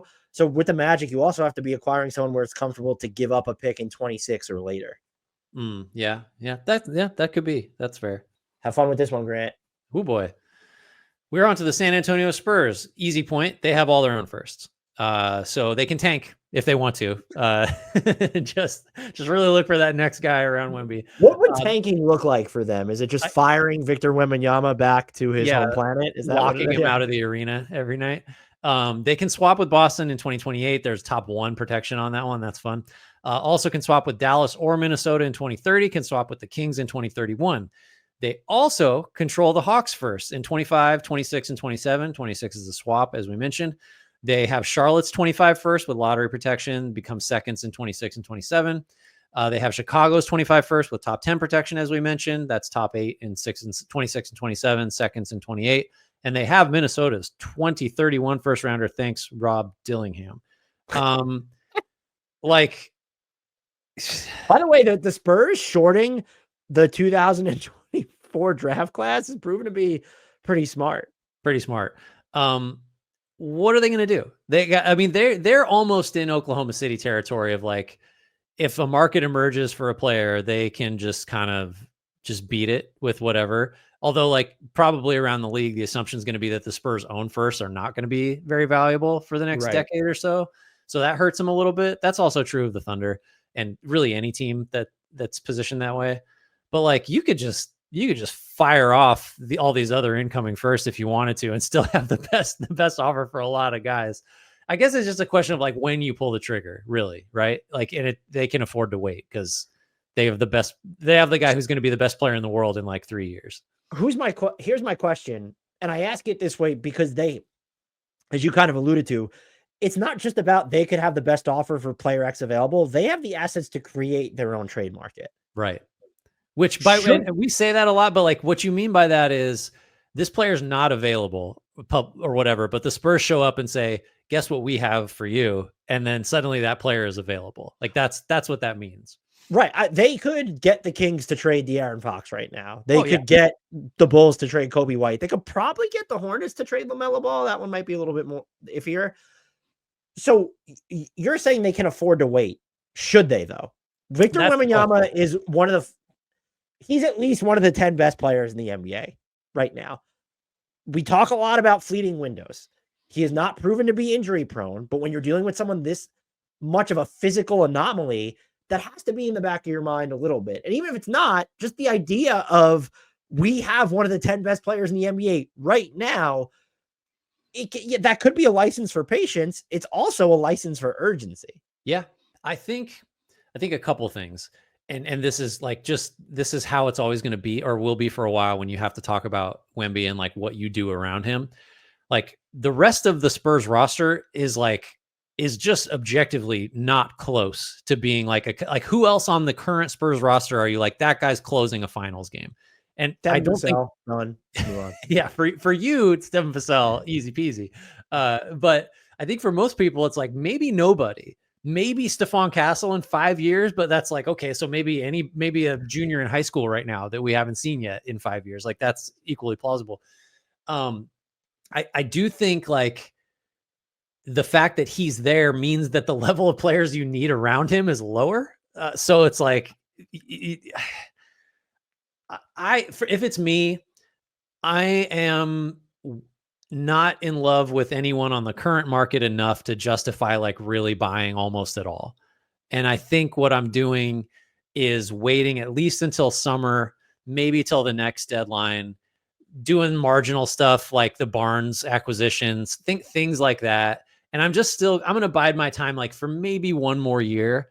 But after that, I do think it's go time. Assuming Wemby continues on this trajectory and stays healthy, because you're right. Like he's at a level now where it doesn't matter how old he is or like where he is contract wise. It's like, you got the guy, like you got the hard parts done and you don't know, like now just, you can't be thinking about, oh, let's time this to when OKC falls off, or like, let's wait till the Celtics get too expensive and have to, it's like, no, you got to start shooting your shot by let's say by this time next year, you have to get serious, I think, but not yet. Now, is it an all or nothing proposition with them? to where you wouldn't split any of these assets up. And it's like, well, they didn't do anything that mortgages their future or something they have to pay a boatload of money moving forward. But this player X, player Y, they acquire at the 2025 deadline. You're not sure that they make them better. And maybe you got off Zach Collins' contract in the process, but you're not necessarily a cap slot contender, but you are better.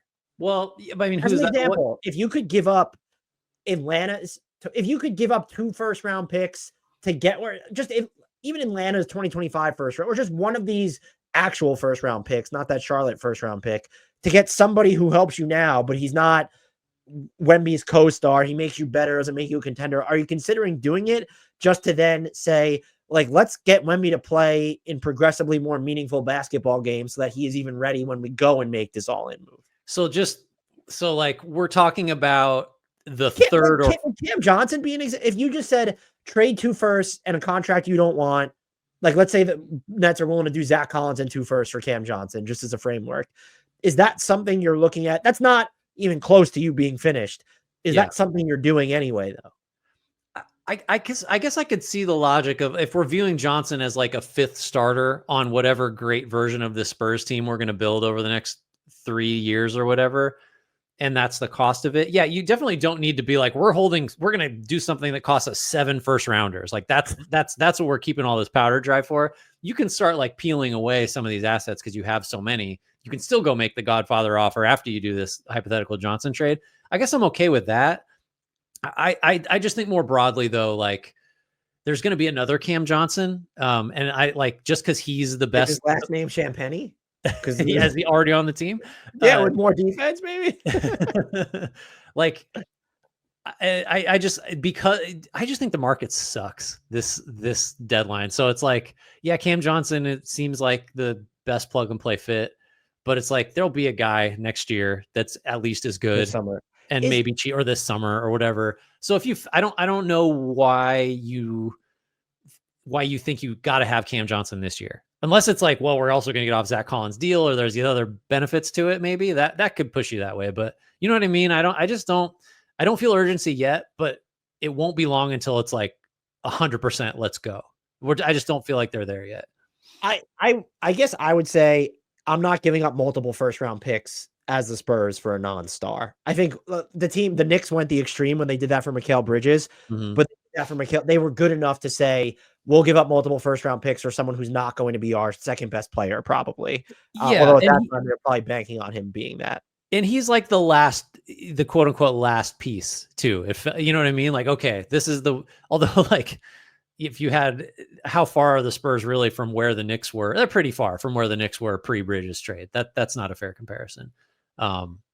Yeah, I agree with you. I'm not giving up multiple firsts for someone unless that's a non-star. Yeah. Non-star, I mean, if you get Cam Johnson for 1 first, like if that's what it ends up being, and that's just, he's the name that's being bandied about all the time. It doesn't because even here's the question: what player archetype is the one they should be prioritizing?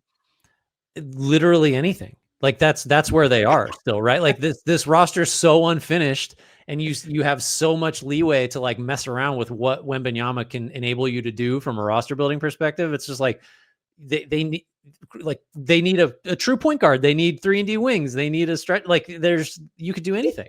If and when it reaches this point, I'll say when it reaches this point, probably sometime before February 6th, should they be a Kevin Durant team?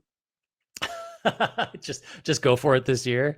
Well, first of all, that might be the one where it's okay. We gave up what money that you weren't going to keep anyway moving forward to get him, and how many firsts does it take? And like, would you let Jeremy Sohan be the deal breaker? Well, we're not going to give up. I mean, maybe like you're giving up. It'd be Barnes, Collins, another set like Sohan, and then what? 2 firsts? Is that too much for Kevin Durant? Like you're getting off Zach Collins in the process. Like, why do you want just to get Wemby those high level games a little sooner? Like on the theory that you don't think Kevin Durant would make them, like Wemby and Kevin Durant, like plus Vassell is not a contender to you? I think Kevin Durant's in his mid 30s, and you don't know what you're going to get out of him year to year. That's what I would say. For the rest of this year, first of all, I'd be curious because in a vacuum, Phoenix doesn't take that deal. They trade Kevin Durant because Kevin Durant wants out. Yeah, they want Steph Castle back too, probably, and all kinds of stuff. Grant, bid farewell to this bucket. we reach our final bucket that has a bunch of teams. And the theme of this bucket is teams that may be motivated to trade distant first round picks and swaps. Our first team highlighted, I kind of picked as a troll job because it's the Cleveland Cavaliers.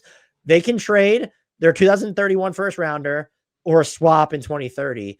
I saw someone on Blue Sky say people hate covering the Cavs this year because there's no controversy. Even like think about the conversation we just had about a contender in OKC. There's not even that level of discussion to have with Cleveland because they don't have the assets to have that discussion. And so this is not a team when you look at who's available, what they could do, what they need, quote unquote, in needs. There should be no motivation to trade either of these two assets, correct? No, I mean, like, yeah, we thought the Donovan Mitchell extension was the main like controversy remover. The fact that they just don't have any picks to trade is the other one.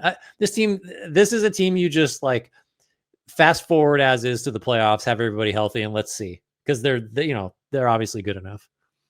If the Nets were willing to trade Cam Johnson for 2030 and 2031, like the swap and that pick, would that just be might as well just accumulate the talent? Because you'd send out George Niang as part of that deal, but then you get to the money by saying, oh, like all of a sudden we need to include a Karis LeVert or an Isaac Okoro. Both those dudes have been pretty valuable to what they're doing. This is a hands-off team for sure to me. That was easy for me. Who's up for you, Mr. Hughes? Oh, just the Denver Nuggets. Let's start with the positives. They can trade their 2031 first rounder, which is conditional on this year's pick going to the Magic with top 5 protections, 27 pick going to the Thunder with top 5 protections, 29 pick going to OKC. So like, and other good news, they have swaps they can trade in 26, 28, and 30. And if you don't think swaps are valuable, the Phoenix Suns got one Bradley Beal and that wonderful contract and no trade clause by trading a bunch of swaps. And I think you could also argue that the Celtics built a championship team on on Derek White swap. Yeah. Well, no, I mean, wasn't Jaylen Brown the result of a swap? Oh, I don't remember. Well, Tatum was a trade, but I can't remember if that was a result of a swap. Oh, look, I'm pretty sure Jaylen Brown was the result of a swap, though. So the Nuggets are a team that obviously needs something. They need some depth. They need to not keep losing rotation pieces. So, like, what's a 2031 that's not even that has to be conditionally conveyed, like, and attached to whom? What's that getting you? Is that enough? Presumably the salary. Zeke. Also, by the way, do you know Zeke Najee's extension started this year? I knew it started, but for some reason I thought he signed it forever ago, which that doesn't make any sense whatsoever. He did. No, it doesn't make sense. So Najee and Saric are like your matching salaries, I guess. You got those swaps. You're limited unless you're going to go MPJ, which again you brought it up. Like who's clamoring for that contract? You're looking at like slightly over mid-level kind of money type of player that you could bring back. Are there other guys they should be thinking of trading? Just kind of like, what's a realistic expectation for what Denver can do with its limited pick assets and salaries? And like, should they just not do anything? Like, should they just have one pick that's not promised to somebody? Well, I think the issue there is what is the best let's say they include a swap and a conditional 2031 first round pick attached to Dario Saric and Zeke Naji. What is what is the player in that salary that you could get? And so I think if they're going to do anything meaningful, unless they're just viewing that as a vehicle to get off of Zeke Naji and Dario Saric, which would just be, they will get justifiably destroyed if that happens. Like, are you thinking about including a Julian Strother or even probably not? Watson seems like he has more upside, and you kind of know what Christian Brown is at this point. Like, if you included Christian Brown, could you get a sexy enough player to where it's, we feel like the title window, okay, you've now shortened that window, but you've actively kept it open, which you're not really sure if it's open at the moment. They're in such a weird spot because I don't know who the best, because when you're including that type of a pick, even conditionally that far out, you'd expect to get someone who's probably like the 6th or 7th best player on your team still. Yeah. I don't know if there's a guarantee they could do that because some of the money they would be sending out is just viewed so negatively around the league because it's negative value. Well, and just like, let's say it's Najee, Saric, and Brown, which brings the issue up of that the team taking on 3 contracts is probably dumping somebody too. So there's that cost. It's like, are you getting anyone by combining those 3 and a 31 first that's like definitely better than Brown by himself? Like, it's like, yeah, the benefit is you're off of Saric and Najee. I just don't see. I don't know who that is. I don't know that that's actually a possibility. Would there be a team like if they included multiple swaps? And I think the one that I came up with like a month or two ago, if you could send Najee and Saric to Charlotte along with 2 swaps for Nick Richards and Cody Martin, who's saying no? These are swaps. They're not outright first rounders. Yeah, I mean, that's the thing. If you're going to Charlotte, like, what are the odds Charlotte's going to take advantage of either of those swaps? You know, if we're talking 20, if they're swaps in 28 and 30, 20. Well, if I'm Charlotte, I definitely want the back end of that. I don't want 26. Is like there's almost no chance that's for sure. That's zero. That's a useless. Honestly, if you're Denver, you can include that as well, just to say like to the other team, we gave you 3 swaps, even though optically that would look terrible, but functionally I don't think it would change. Yeah, I mean, both of those guys would be upgrades on the rotation, right? Like you marginally probably, although Richards would be quite a bit better than anything backup big wise. That although then the argument is like, well, how much does that really matter? Because Aaron Gordon's going to play backup center in all the games that the Nuggets really care about, and it's Cody Martin helps you survive the regular season, particularly on defense, but he's not going to be winning or playing closing minutes. Yeah, that really is the other issue with Denver is it's like they know who's going to be on the floor in big playoff moments. Like those guys are already there probably, and they don't think they can get someone that would change that with what they have. So it's like, how much do we care about? Needs to be better than I would say, because Jamal Murray's just penciled in. No matter how you feel about Jamal Murray at this point, he's been playing better. They have to be better than Christian Brown or Peyton Watson, essentially. Well, right. I mean, I guess like I'm just talking like your closing 5 in a playoff game is Murray, Brown, MPJ, Gordon, and Jokic. So Watson's probably the 6th guy, and then I guess Russ is 7. I don't think I'm forgetting anybody. So like, I guess there's value in upgrading a guy that's like your 6th, 7th, 8th best player.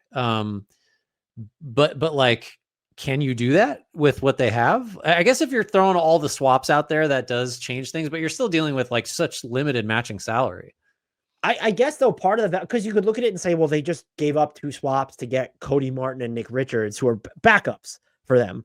But you're also getting off Najee's money and then Saric's money, which, you know, that was they're in this self-dug hole with those. But okay, that's the time to undo it is like there's no undoing it. It's like you have to view that as a sunk cost. So do you view it as, all right, well, Richards and Martin, like if they were to stick around, they would have more value if we need to make matching salary on an additional trade. Like, is it worth it I mean, Zeke Najee has 3 more years left on that contract after this one.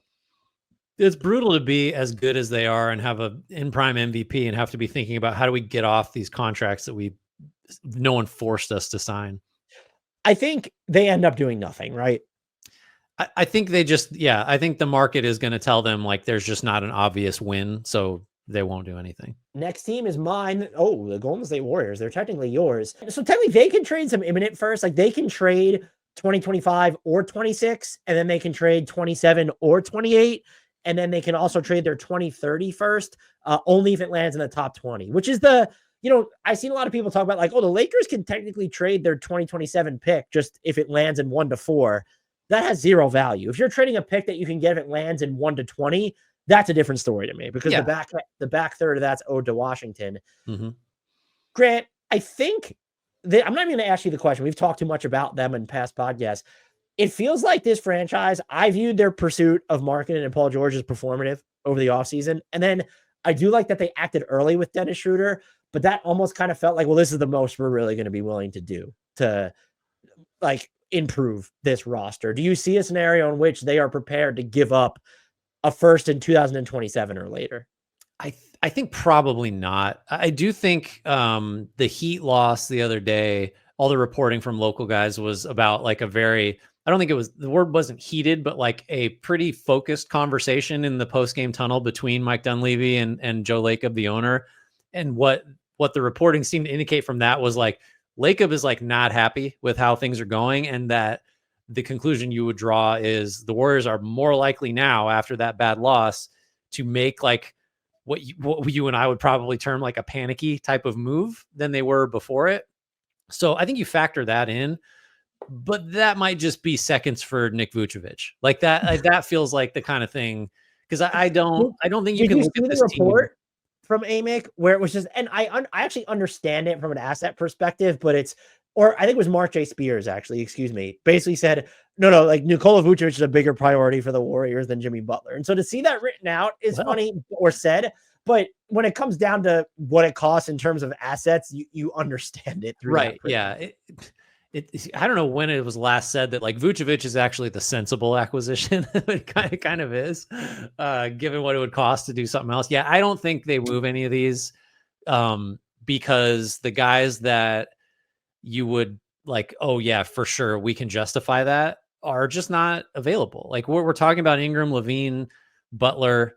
Who am I forgetting? Like those are your big three of guys. Brandon Ingram, you want him? That's what I said. Ingram was one of them. Sorry. Like, I don't think you're giving up first for those guys. So, these first will probably remain intact, is what I would say through the trade deadline. I would agree with you. Would you? I've asked you this many times. If it means getting Jimmy Butler, are you doing it?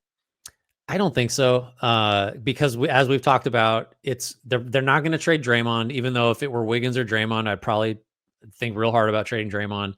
I don't think the Butler over Wiggins acquisition, considering contracts, not just who's good, is a big enough one to justify all the other shit you're sending out to Miami. If it's first, if it's Kuminga, if it's whatever. So like, that's not an argument that the Warriors are good enough as is. That's obviously not true, but I just don't do the Butler trade. I mean, unless you can make it all kinds of matching salary somehow, and it's all expiring, and that's what Miami wants, and you're not giving it. You just can't do it without losing Wiggins, I don't think. And I'm kind of out on that. I don't think this would get them this player in a vacuum, but to kind of lower the bar, I'm just asking you, would you give up Kuminga or a 2027 first to get Cam Johnson? I don't think so, because Cam Johnson does not like raise the level enough to justify. Well, I mean, if you know Kuminga's gone or you're going to have to pay him way too much to keep him, then maybe you just do that because Cam Johnson's going to make maybe half of what Kuminga wants. But I don't think Cam Johnson like raises your level enough to justify, certainly not a 27 first, because like that might be a very good pick. Is there any chance they'd be a sleeper De'Aaron Fox team if he became available? Or is that just too small because you have to send Wiggins out probably as part of the matching salary? Although you could, if you make it on like February 5th, when you can aggregate Dennis Schroeder, you might be able to get there without Wiggins' money. I mean, I actually think that Fox is someone I would kind of fire a lot of the assets at, because there's your bridge. Like you could play him with Steph, whatever, for the next couple years until it's over. And then he's going to be in his late 20s and you can have him be your guy. He certainly addresses like what they need, which is another guy to create shots. I don't think gets them into the contender class, but I don't know that player is out there at this point. He's definitely, what I would give up for him is like so far beyond what I would give up for Butler or Ingram or Levine or anyone else that we've discussed. But also wears Under Armour shoes. So he's the only other Under Armour athlete. You got to factor that in. Would you, and this team already made a buy, but like if this player is sitting around looking at his team, like, why aren't we doing anything major? Are you firing all the assets in an Anthony Davis trade? Just so that's costing you Wiggins. For sure. That's probably costing you Kuminga. And then what? How many? All three firsts? Whatever salaries. Yeah. And then whatever firsts. Oh, man. That might be. God, he solves so many problems. He's at that age, too, where it's 31, right? Anthony Davis is 31. So not you're too buying young, the downside for sure. I think him and Steph, though, yeah, I would think real hard about that. I think I would really. I mean, I don't even know if the Lakers do that, though, honestly, even though they probably should. If he asks for out and the Warriors are offering 3 firsts, Kuminga, Wiggins, like, I don't know I guess there are teams that could beat that, but who would? Like Houston, I don't even think would go beat that offer. Right. The That's Thunder a move wouldn't. you make when you think your most important years are like the next two, and then you're just willing to eat it after that. Yeah. And that might be where the Warriors get if this season continues down this path. So yeah, that's an interesting one. I think you do that if you're the Warriors, You need given how to much they care about Steph. same. I want to be clear to Lakers fans. I'm saying that's the same situation as Fox. Like you don't move Anthony Davis unless he extra out, and you're the Mhm. Lakers. You have the Clippers. All right. They can trade 2030 or 2031 firsts. And they also have a 2030 or 2031 swap. So whichever way you want to do that. Are they good enough right now, or do you believe enough in what they've done so far, plus add Kawhi now, plus however you think Kawhi has looked to justify moving one or both of those assets? I just want to know how uncomfortable are people going to be when Ivica Zubac makes an all defense team or finishes like top 5 in defensive player of the year voting. I buy into what they've done, but I don't think that you can trade, swap, outright first, whatever, without like Kawhi has played. Okay, that's great, but like we haven't seen him make it through finish the season healthy in approximately eternity.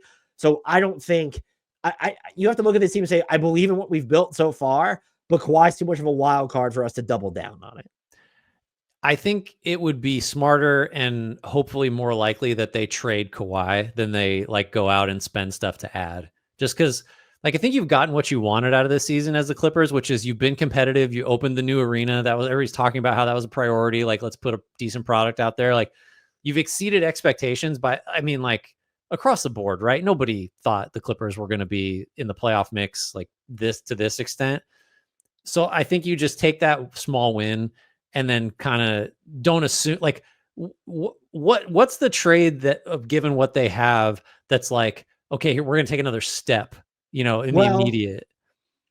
This might bring up a question that we should probably ask in terms of how valuable are distant first round picks, because when you look at them from our perspective, there's like having a Clippers 2031 first round pick, that's fucking value, or 2030, that's fucking valuable. But if you were to offer Terrence Mann an outright first and a swap, so however you want to structure it, 2030 and 2031, and you want Kobe White back, or the Bulls laughing at you?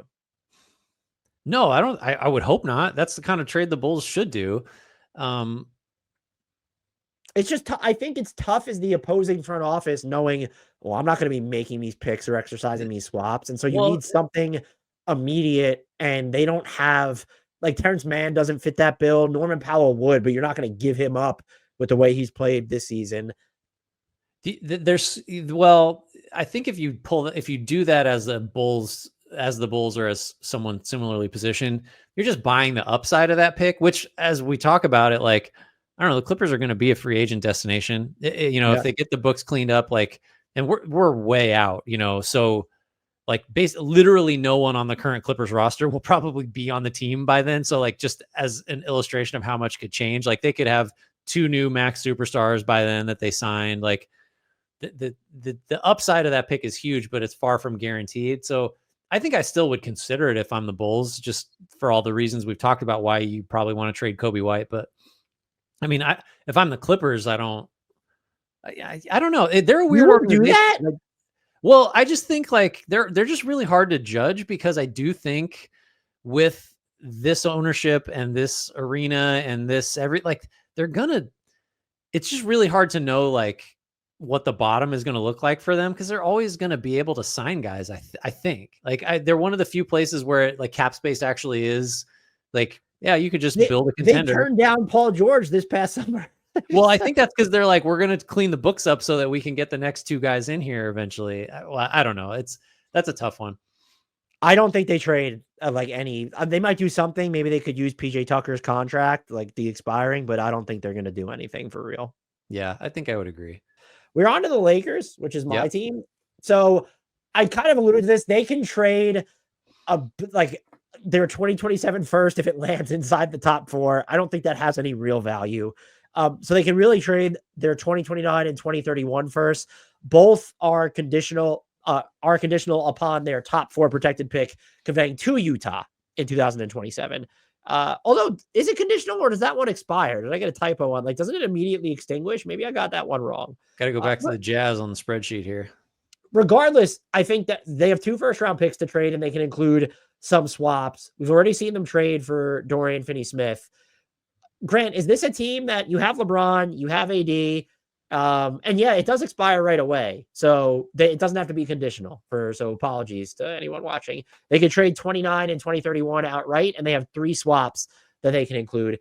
Is this a team? So you kind of already shot down the notion, unless you were getting an Anthony Davis type player or De'Aaron Fox. Is this a team that should be more motivated or has more incentive to trade these later firsts and swaps? Well, like, why should they be treated differently than the current Warriors? Like, a lot of the motivators are the same, right? Like, you've got in the Lakers case, they have 2, but in the Warriors, you've got a late prime star that you want to try to compete. Like, should the analysis be different? Because I'm asking, because for me, it's like, I can't evaluate the Warriors the same way I'd evaluate another team, just because I'm going to watch them every night. I'm not going to watch every Lakers game and like live and die with it. So for some reason, and you can just tell me if this is irrational, It's irrational. Better about the Lakers like throwing a first and salary for Levine or whatever than I do for the Warriors. Maybe that's just because I can imagine their ceiling being a little higher because they have 2 stars. Although LeBron, we've talked about, is maybe not quite that anymore. I would be more willing than I would if I were the Warriors to throw some draft assets out there to get a Levine level. Levine is like my specific guy for this team. I don't know why. That's just how it's always been. So I think the differences are is that the Warriors, in theory, depending on how you feel about that 2030 pick they owe to Washington, they just have more future first round equity at their disposal. And internally, it seems like, are they still holding out hope that they have bridges to the future in place with Pods and Kuminga specifically? Whereas now I think from an outsider's perspective like mine, the Warriors have exactly 0 bridges into the future right now. Yeah, I think that's a fair position to have. And the Lakers, they have 0 bridges into the future, but they can't even look at anyone internally and say, like, you know what? Right. Don't connect. He has all NBA potential. And Right. I think that's the difference. And someone actually called me out on this, I think, on YouTube, and they were right. Like, why should we say that it's like the Warriors are better set up for the future than the Lakers? There's no, I might feel that way just because this Lakers front office has not proven to me that like they're going to make the right moves. But like, the Lakers are probably going to be more of a free agency destination as they clear their books. And I think they're at least more it's at least a debate. I think with the Lakers, though, specifically, is you can say that their 2 best players are better than Golden State's 2 best players in the aggregate. Steph is the best player of those 3 or of the 4, but like the gap between LeBron and AD and then Draymond is massive at this point. So I think that's why the Lakers might have more. They're also just the Lakers. And I think there's also, look, Steph has been with the Warriors his entire career. Same with Draymond. And there's that goodwill equity built in. With the Lakers, it's sort of just like LeBron was, he's been there for a while now. And so is AD. But if you're not going for it with these guys, you're not riding, like the Warriors aren't riding emotional goodwill and vibes. The Lakers aren't necessarily riding that. Yeah, I think that's a pretty key. So then I guess let's just like put names to it. Is there someone that you think would justify the Lakers putting one or both of those first on the table for in this market? I'd probably do it for Fox. That's not going to get you Fox. He would really like Clutch would have to play like. Well, that's the other factor is like they could. If all he's things an are Under Armour possible. client who signed a Clutch. The Warriors and the Lakers could just like collide there. I've wondered why, and it's probably because of the age and the contract and the spacing issues. But like, why aren't they being mentioned as a Jimmy Butler destination? Because the players in a vacuum, I know they like to pretend that Rui Hachimura is like this cornerstone. You give up all the matching salary you need to get Jimmy Butler in a vacuum. Is it just the age and do you not like the Jimmy Butler fit? And I guess I don't love it. And he's someone who would prefer to have the ball. And like, it's the same thing with LeBron and you're running stuff through AD. So I get it. But would you give up your first? Like, would you give up a first to go and just get Jimmy Butler? Man, I think I had, by the way, that might be the other difference too. The Lakers matching salary, I think, is, if you don't want to say it's less attractive, it's definitely not as palatable as the matching money that Golden State is going to. Like, what is the bad contract on Golden State's books right now? I mean, you might be Draymond at this point, but yeah, it's like Wiggins is a good It's contract. Kuminga's next deal. That's the answer. Well, But yeah, it's sorry. not there yet. It'll be there soon. I mean, Schroeder, well, he's expiring, whatever.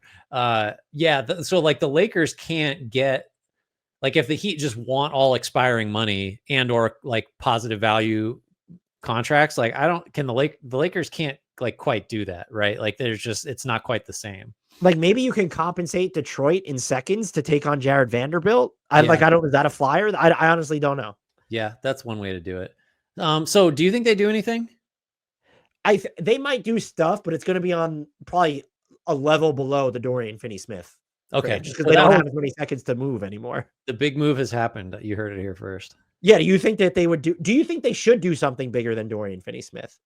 I think if you can do something with one of those firsts and your bad salary, I would be for it. Zach LaVine it makes two. If you can get, first of all, maybe you don't even need to give up first at this point, but even if it's one first and you can protect it and then immediately extinguishes, or like, would the Bulls do it for 2 swaps in 28 and 30? Is that far enough out to where, I mean, they're probably still going to try to be good or in the bottom. They want to be in like the middle 10, right? Yeah. The Bulls know they're giving up the 16th pick. They know it. So like, if you think you can do better than that, you got to do it. The Milwaukee Bucks are you. Okay. They, like the Nuggets, can trade their 2031 first. They are a second apron team. So just as a refresher for everybody, and I have to do this like every week or so, cannot aggregate salaries. They can get under the second apron if they salary dump Pat Connaughton, but just they're the team that's like, you can't aggregate, can't take back more than they have all the restrictions that the second apron imposes. So if you're trying to get better, you're talking about that 2031 first and Bobby Portis and Pat Connaughton or whatever, and you can't just lump together stuff like you used to. Imagine them last year. There would be so much, and several other teams, would be so much easier to come up with trades to make the Bucks better. Oh, the 2031 first and like Pat Connaughton and Bobby Portis and whatever else, you can get a $40 million player coming back. Like, nope, not so. Is it weird that they're not being talked about more because I feel like we talked about with the Lakers, the Warriors, and I know they're not second. Is it just the second apron, which kind of bails them out from having to consider? Because just objectively, you have Giannis Antetokounmpo. You should be putting that 2031 draft pick on the table to get better. Otherwise, what the hell are you doing here? Yeah, I mean, well, it's just who's the best player you get. It's the Denver 2031 pick if you're trading Bobby Portis. It's really the Denver problem, although maybe not as bad because Portis makes more than any single guy the Nuggets could non-MPJ division could trade. A little bit better than Zeke Naji too. A little bit better.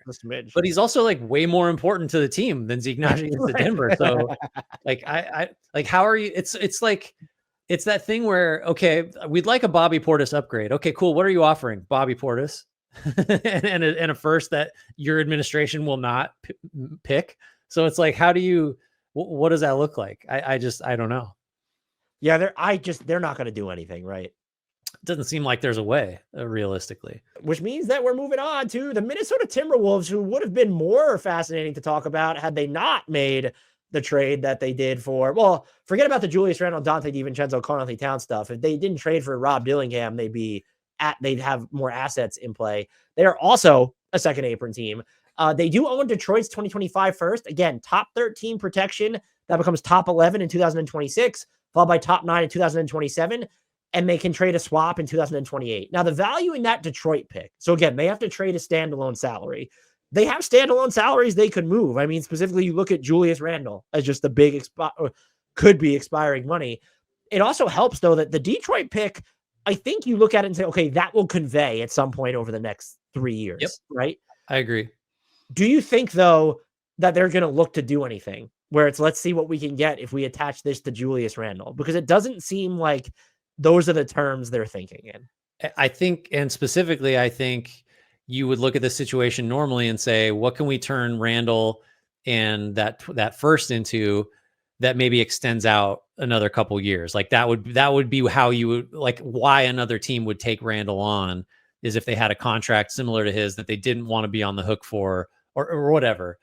The fact that the Wolves made the Randle trade tells me that they don't want money that's going out beyond what Randle's probably.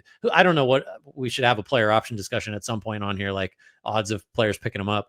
But like, doesn't that seem like the reality there, where it's part of the reason Randall's on the team is because the Wolves wanted to get cheaper over the next several years. And so like, how does that square with giving him up and a first to take somebody on that will just cost you more money, or, the next 2-3 seasons? What happens with him will be fascinating, because if they allow him to just pick up his player option, or if he opts out and they just let him leave, then it was clearly financially motivated. That I guess even if they had him opt out and sign him to a longer term deal worth less money, it's still not quite clear. I think it was pretty financially motivated, but we tried to justify the basketball perspective of it all. And we've kind of killed Julius Randle a lot. Julius Randle's been about what you could expect from Julius Randle. I don't individually, what disappoints you that you didn't already know about. If anything, he spent more time off the ball, been okay spending more time off the ball than I expected. Yeah, I think, no, if you were familiar with Julius Randle's game, this is what it is. And maybe it's been even a little better, but yeah, no, I don't think you can be disappointed in Julius Randle. You can be disappointed in the Wolves for either A, making a financially motivated move, or B, thinking Julius Randle would be something like very different from what he'd been in the past. But like, you can't be, I guess, to be clear, in general, when we're like being annoyed at Randle, it's like, we're not actually annoyed at the person. It's just like what the team thought he would be. Honestly, because the bigger story is like, okay, Mike Conley, I think, was he shooting almost 40% from three over his past 10 games, but he has not played particularly well this season. Rob Dillingham has been seldom used and injured a bunch, dealt with ankle stuff. And so is that the cardinal sin, not thinking that, or if you thought, because I guess they thought Julius Randle could be like a quasi, not floor general, but help bridge the gap between, okay, we have this much left of Conley, and then Dillingham will eventually be ready, and Julius Randle's going to just help us, bridge that gap even more. Is that, I don't know what the actual cardinal sin of this team is, because had you kept Towns, I do think they're probably better than they are right now. DiVincenzo's playing better, but this team has made a couple of missteps.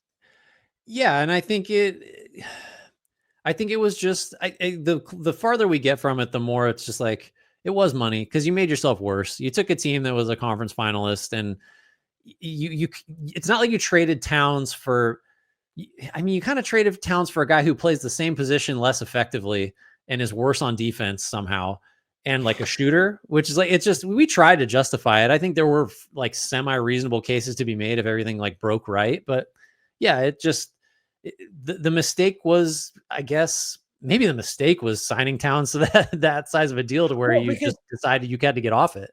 The thing with Towns this season, because when you approach it from the self-creation element, it's like, well, look at what he's doing in New York. And it's, well, he was never going to have that agency or space in Minnesota, because they weren't using him at the 5 as often. And that's so is that the Cardinals sit? You should have just kept the team together. That's the answer. But I think so. I don't expect them to do anything. If I were them, I've mentioned this to you, would you at least consider, I don't know why Utah would do this in a vacuum, but if you can use Julius Randle and the Detroit pick to get John Collins, is that too much? Are you looking at, can we use seconds instead? And I don't even know what their second round commitments are off rip. And if I'm Utah, I don't really know why I would do it for seconds, unless you just you think Julius Randle's going to opt out because he doesn't want to be in Utah and you want to get off that money. That's the thing, where it's like, oh, they could clear $30 million in space, like, to do actually what with? They have Utah's second this year. Back. Julius Randle, Utah's second, and another second for John Collins. I think I'd do that if I'm the Wolves. I think they're so invested. At least Chris Finch seems functionally invested in, and he even said Julius Randle's done everything they've asked him to, and they have used him in a bunch of different ways. It's just, man, talk about a team just ruining the vibes. Yeah, too bad. Our next team is your team, but technically my team. Great vibes here, except you don't believe in them. The New York Knicks can trade the Wizards 2025 first with top 10 protection. So good for them. Top 8. We already said top 8 protection in 26. Then who's like, oh, I got to get a piece of that top 10 protected Wizards pick. Can't wait till I get the number 13 pick. So what they can trade are 26 and 27 seconds, because that's what that pick is going to ultimately be. And a 2030 swap. Do you do anything, or you just wait for Mitchell Robinson to come back and fix the whole operation? What could you do? I don't think they're going to do anything, because I do think Mitchell Robinson is, people forgotten, which is fair. Like he's super limited on offense. He's incredibly value on defense and as an offensive rebounder, but he's never healthy. So that money he's on, it's not a ton. It's below the mid-level, but he's not playing. So that's like in theory, a net negative contract around the league. What does Mitchell Robinson and the Washington pick get you? And if you're willing to include a swap, if you could get Robert Williams III, would you do that? Because then you're just getting someone who plays your second best player's best position. Well, that's the thing is like, is that even guaranteed to be any better than like, I think the high end of what Mitchell Robinson will give you is definitely not worse than the high end of what Robert Williams III is. Or, well, maybe not. The high end of Robert Williams III is kind of an interesting player, but like, if you're pricing in the injury stuff, it's with Williams specifically, it's like, well, he's as likely or more likely to just not play as Robinson. So like, I was asking like facetiously, because I think you do just wait for Robinson to come back and just assume that he's going to solve some of your problems. Unless you really like the idea of it being precious and you want to use Robinson, can you get some type of reserve wing in there? But again, the thing I came up with was like, what would you need to give Charlotte to get Nick Richards and Cody Martin for Mitchell Robinson? I don't like, do you just give up the Washington first? The Washington, anyone who's watching, quote, first? Do you give up the 26 and 27 seconds for yeah, that? like, do you do that? Because I think you could argue Mitchell Robinson is better when he's healthy than the two players that are coming in. Well, Cody Martin's a GOAT, but you know what I'm saying. No, I think that's right. I think Robinson is in a weird place value-wise where like if you're an acquiring team, you probably are viewing that as like dead money or you know what I mean? Like you don't care that it's Mitchell Robinson so much. And I thought a little bit about like if you could get, so it'd be Mitchell Robinson plus a small salary, and then had you not traded the Detroit pick, could you have sent that pick back to Detroit, maybe even with this swap, and gotten Isaiah Stewart, or is that not enough to do that? I don't think that's Stewart would be, man. I tend to agree, but yeah, that would be a huge win if that were possible. Do you agree though that their biggest need is probably like a reserve? Because they're similar to, you mentioned this with Denver. It's like their closing lineup is set. You're not getting someone better than Josh Hart. Yeah. Their closing lineup set. And I think like, it has to be set, but it's like with Robinson back, you move Towns to the 4 for some percentage of the minutes. Like you also have like this other interesting look. So like, it's not another big, I think you're just hoping it's Robinson. So one more body that could play on the wing would be nice. And there's just something uninspiring about trading Mitchell Robinson for someone who you're hoping can be your 7th or 8th best player, because that's what, unless you think Mitchell Robinson is never going to be healthy again. I just don't know why. Yeah, and which the Knicks would be in a position to know too. So like if they do move him, we should assume that that's the analysis. Our final team, the Phoenix Suns, perhaps the team most likely to trade a distant first round pick. They've been linked to Jimmy Butler. They can trade. Guys, get ready. It's a long list. They're 2031 first, and that's it. So the questions here, I have two. For one, do you think that they could get a first for Ryan Dunn or Oso Ighodaro? We talk about this all the time. I think the best you could do with either of those guys is like is kind of like the Washington first that we just talked about, or maybe a little better than that. Or it's like OKC or Boston gave up this year's first and you're picking 29th overall. Yeah, you're getting like the worst of half the league's, 2026. Right. You know what I mean? Like it's not going to be a true blue first rounder. I just don't see it. Now, unless that's the difference then between getting Jimmy Butler and not getting Jimmy Butler. But I think that I'm probably not doing it is my point.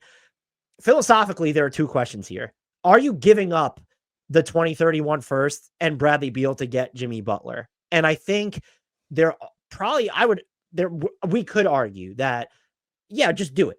Like, why wouldn't you do it? But like, is Jimmy Butler, like this team, the vibes are off. Well, I mean, they won the other night and the vibes seemed pretty good there, but like, you're now just mortgaging more and more of your future and just knowing the inevitable is going to come where you're going to suck and it's going to be rough. And how much have you really increased your title stock this season when Jimmy Butler doesn't upgrade your center rotation?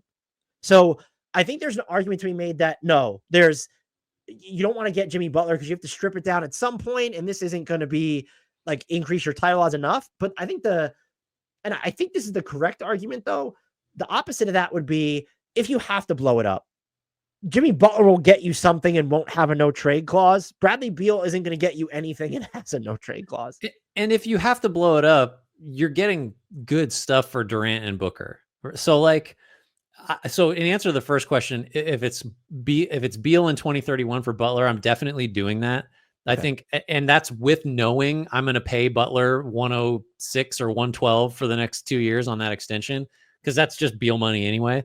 And I think Butler's a better player than Beal. And from Phoenix's perspective, it's just on brand, because it's like, well, let's get the bigger star. Like whatever. Like, you're Now, so far in with Beal that what's the difference? Like, you might as well be a little better and give up that 2031. That's how they've operated since this ownership group took over. and by the way, this is similar to what you said about Julius Randle. I kind of hate the way that people are framing Bradley Beal as some type of villain. Like, why won't he just waive his no trade clause, or he looks unhappy and he wants to leave? First of all, he probably would waive his no trade clause, go to Miami, but the reporting is Miami doesn't want him. So that's like, you can't be mad at Bradley Beal for that. Bradley Beal could be mad that this is how he's being treated, but he's the one that negotiated this contract, got the no trade clause. Like, that's why the pressure is coming. That's the contract you can't get mad at Bradley Beal. No. Bradley Beal is a stud. Like, good for you, man. Like, you got a massive deal from the owners. Bradley Beal won. Bradley Beal's a winner. Like, he got a deal he never should have gotten, with clauses that literally nobody else gets. And yeah, this is a shitty fit, and like, he's diminished because of injury. But like, that's not he's the biggest winner out of anybody involved. And in summation, that's why that Wizards pick going to the Knicks is never going to compete. You just, but the other question then would be, let's say Miami sends Jimmy Butler somewhere else or just refuses to trade him. Are you willing to move? Like, should they be willing to move this 2031 first attached to, is it Grayson Allen or is it Yusuf Nurkic? And again, we don't have the notes here because Milwaukee was the first team. They're a second apron team. They can't aggregate salaries. They can't take back more money than they receive. They are not even close enough to the second apron to get out of it, realistically. Like, Yusuf, like, as a framework, Yusuf Nurkic and 2031 for Isaiah Stewart. Is that a deal you're doing? Yep.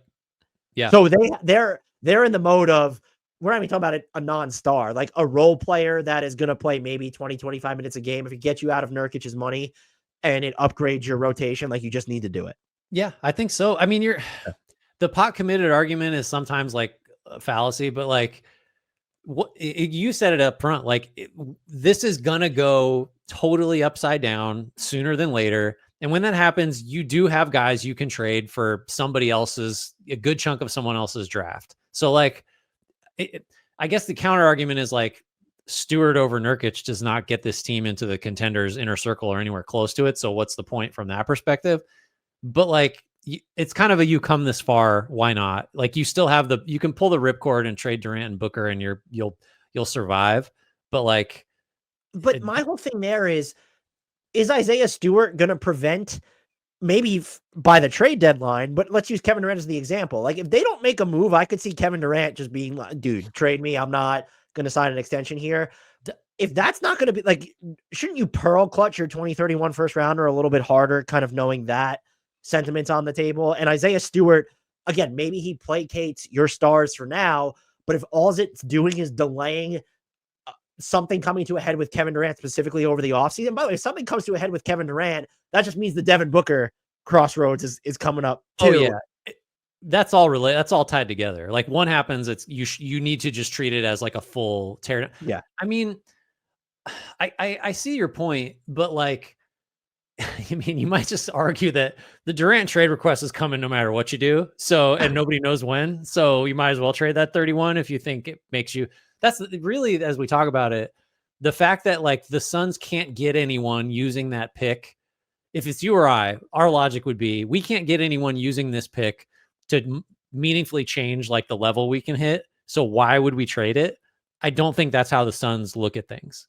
So, you know what I mean? Like, I think they view it as, we can get a better player today, and so we'll do that. And they're so pot committed that if it means that, we get to keep Kevin Durant happy for the rest of just this season, like, you just have to make that. Yeah, move. Right. Their time horizon is like, 3 feet away. That's how they view the world. With that, I think we're done. Unless you have anything else to add, Grant, you want to take us out of here? First of all, I will say that this was highly instructive, and I will be referring to this document several times and watching this podcast over and over so I can see the graphics that explain all the pick obligations. Thanks, Dan. Thanks, everybody, for watching, for listening. Hopefully this was helpful. Keep all this stuff in mind if you're making up fake trades. It kind of matters. As always, please rate, review, subscribe, give us 5 stars wherever you're listening. Make sure you're subscribed on YouTube. Make sure you're thumbs up in the videos, leaving comments, all that good stuff really helps things out.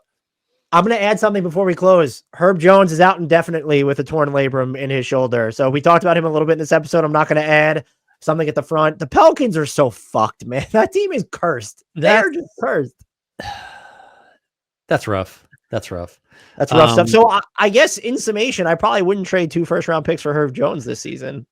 Maybe now's the best time to do that. Right? That's fair. Shouts Frank Ntilikina. Apologies, Jared Allen.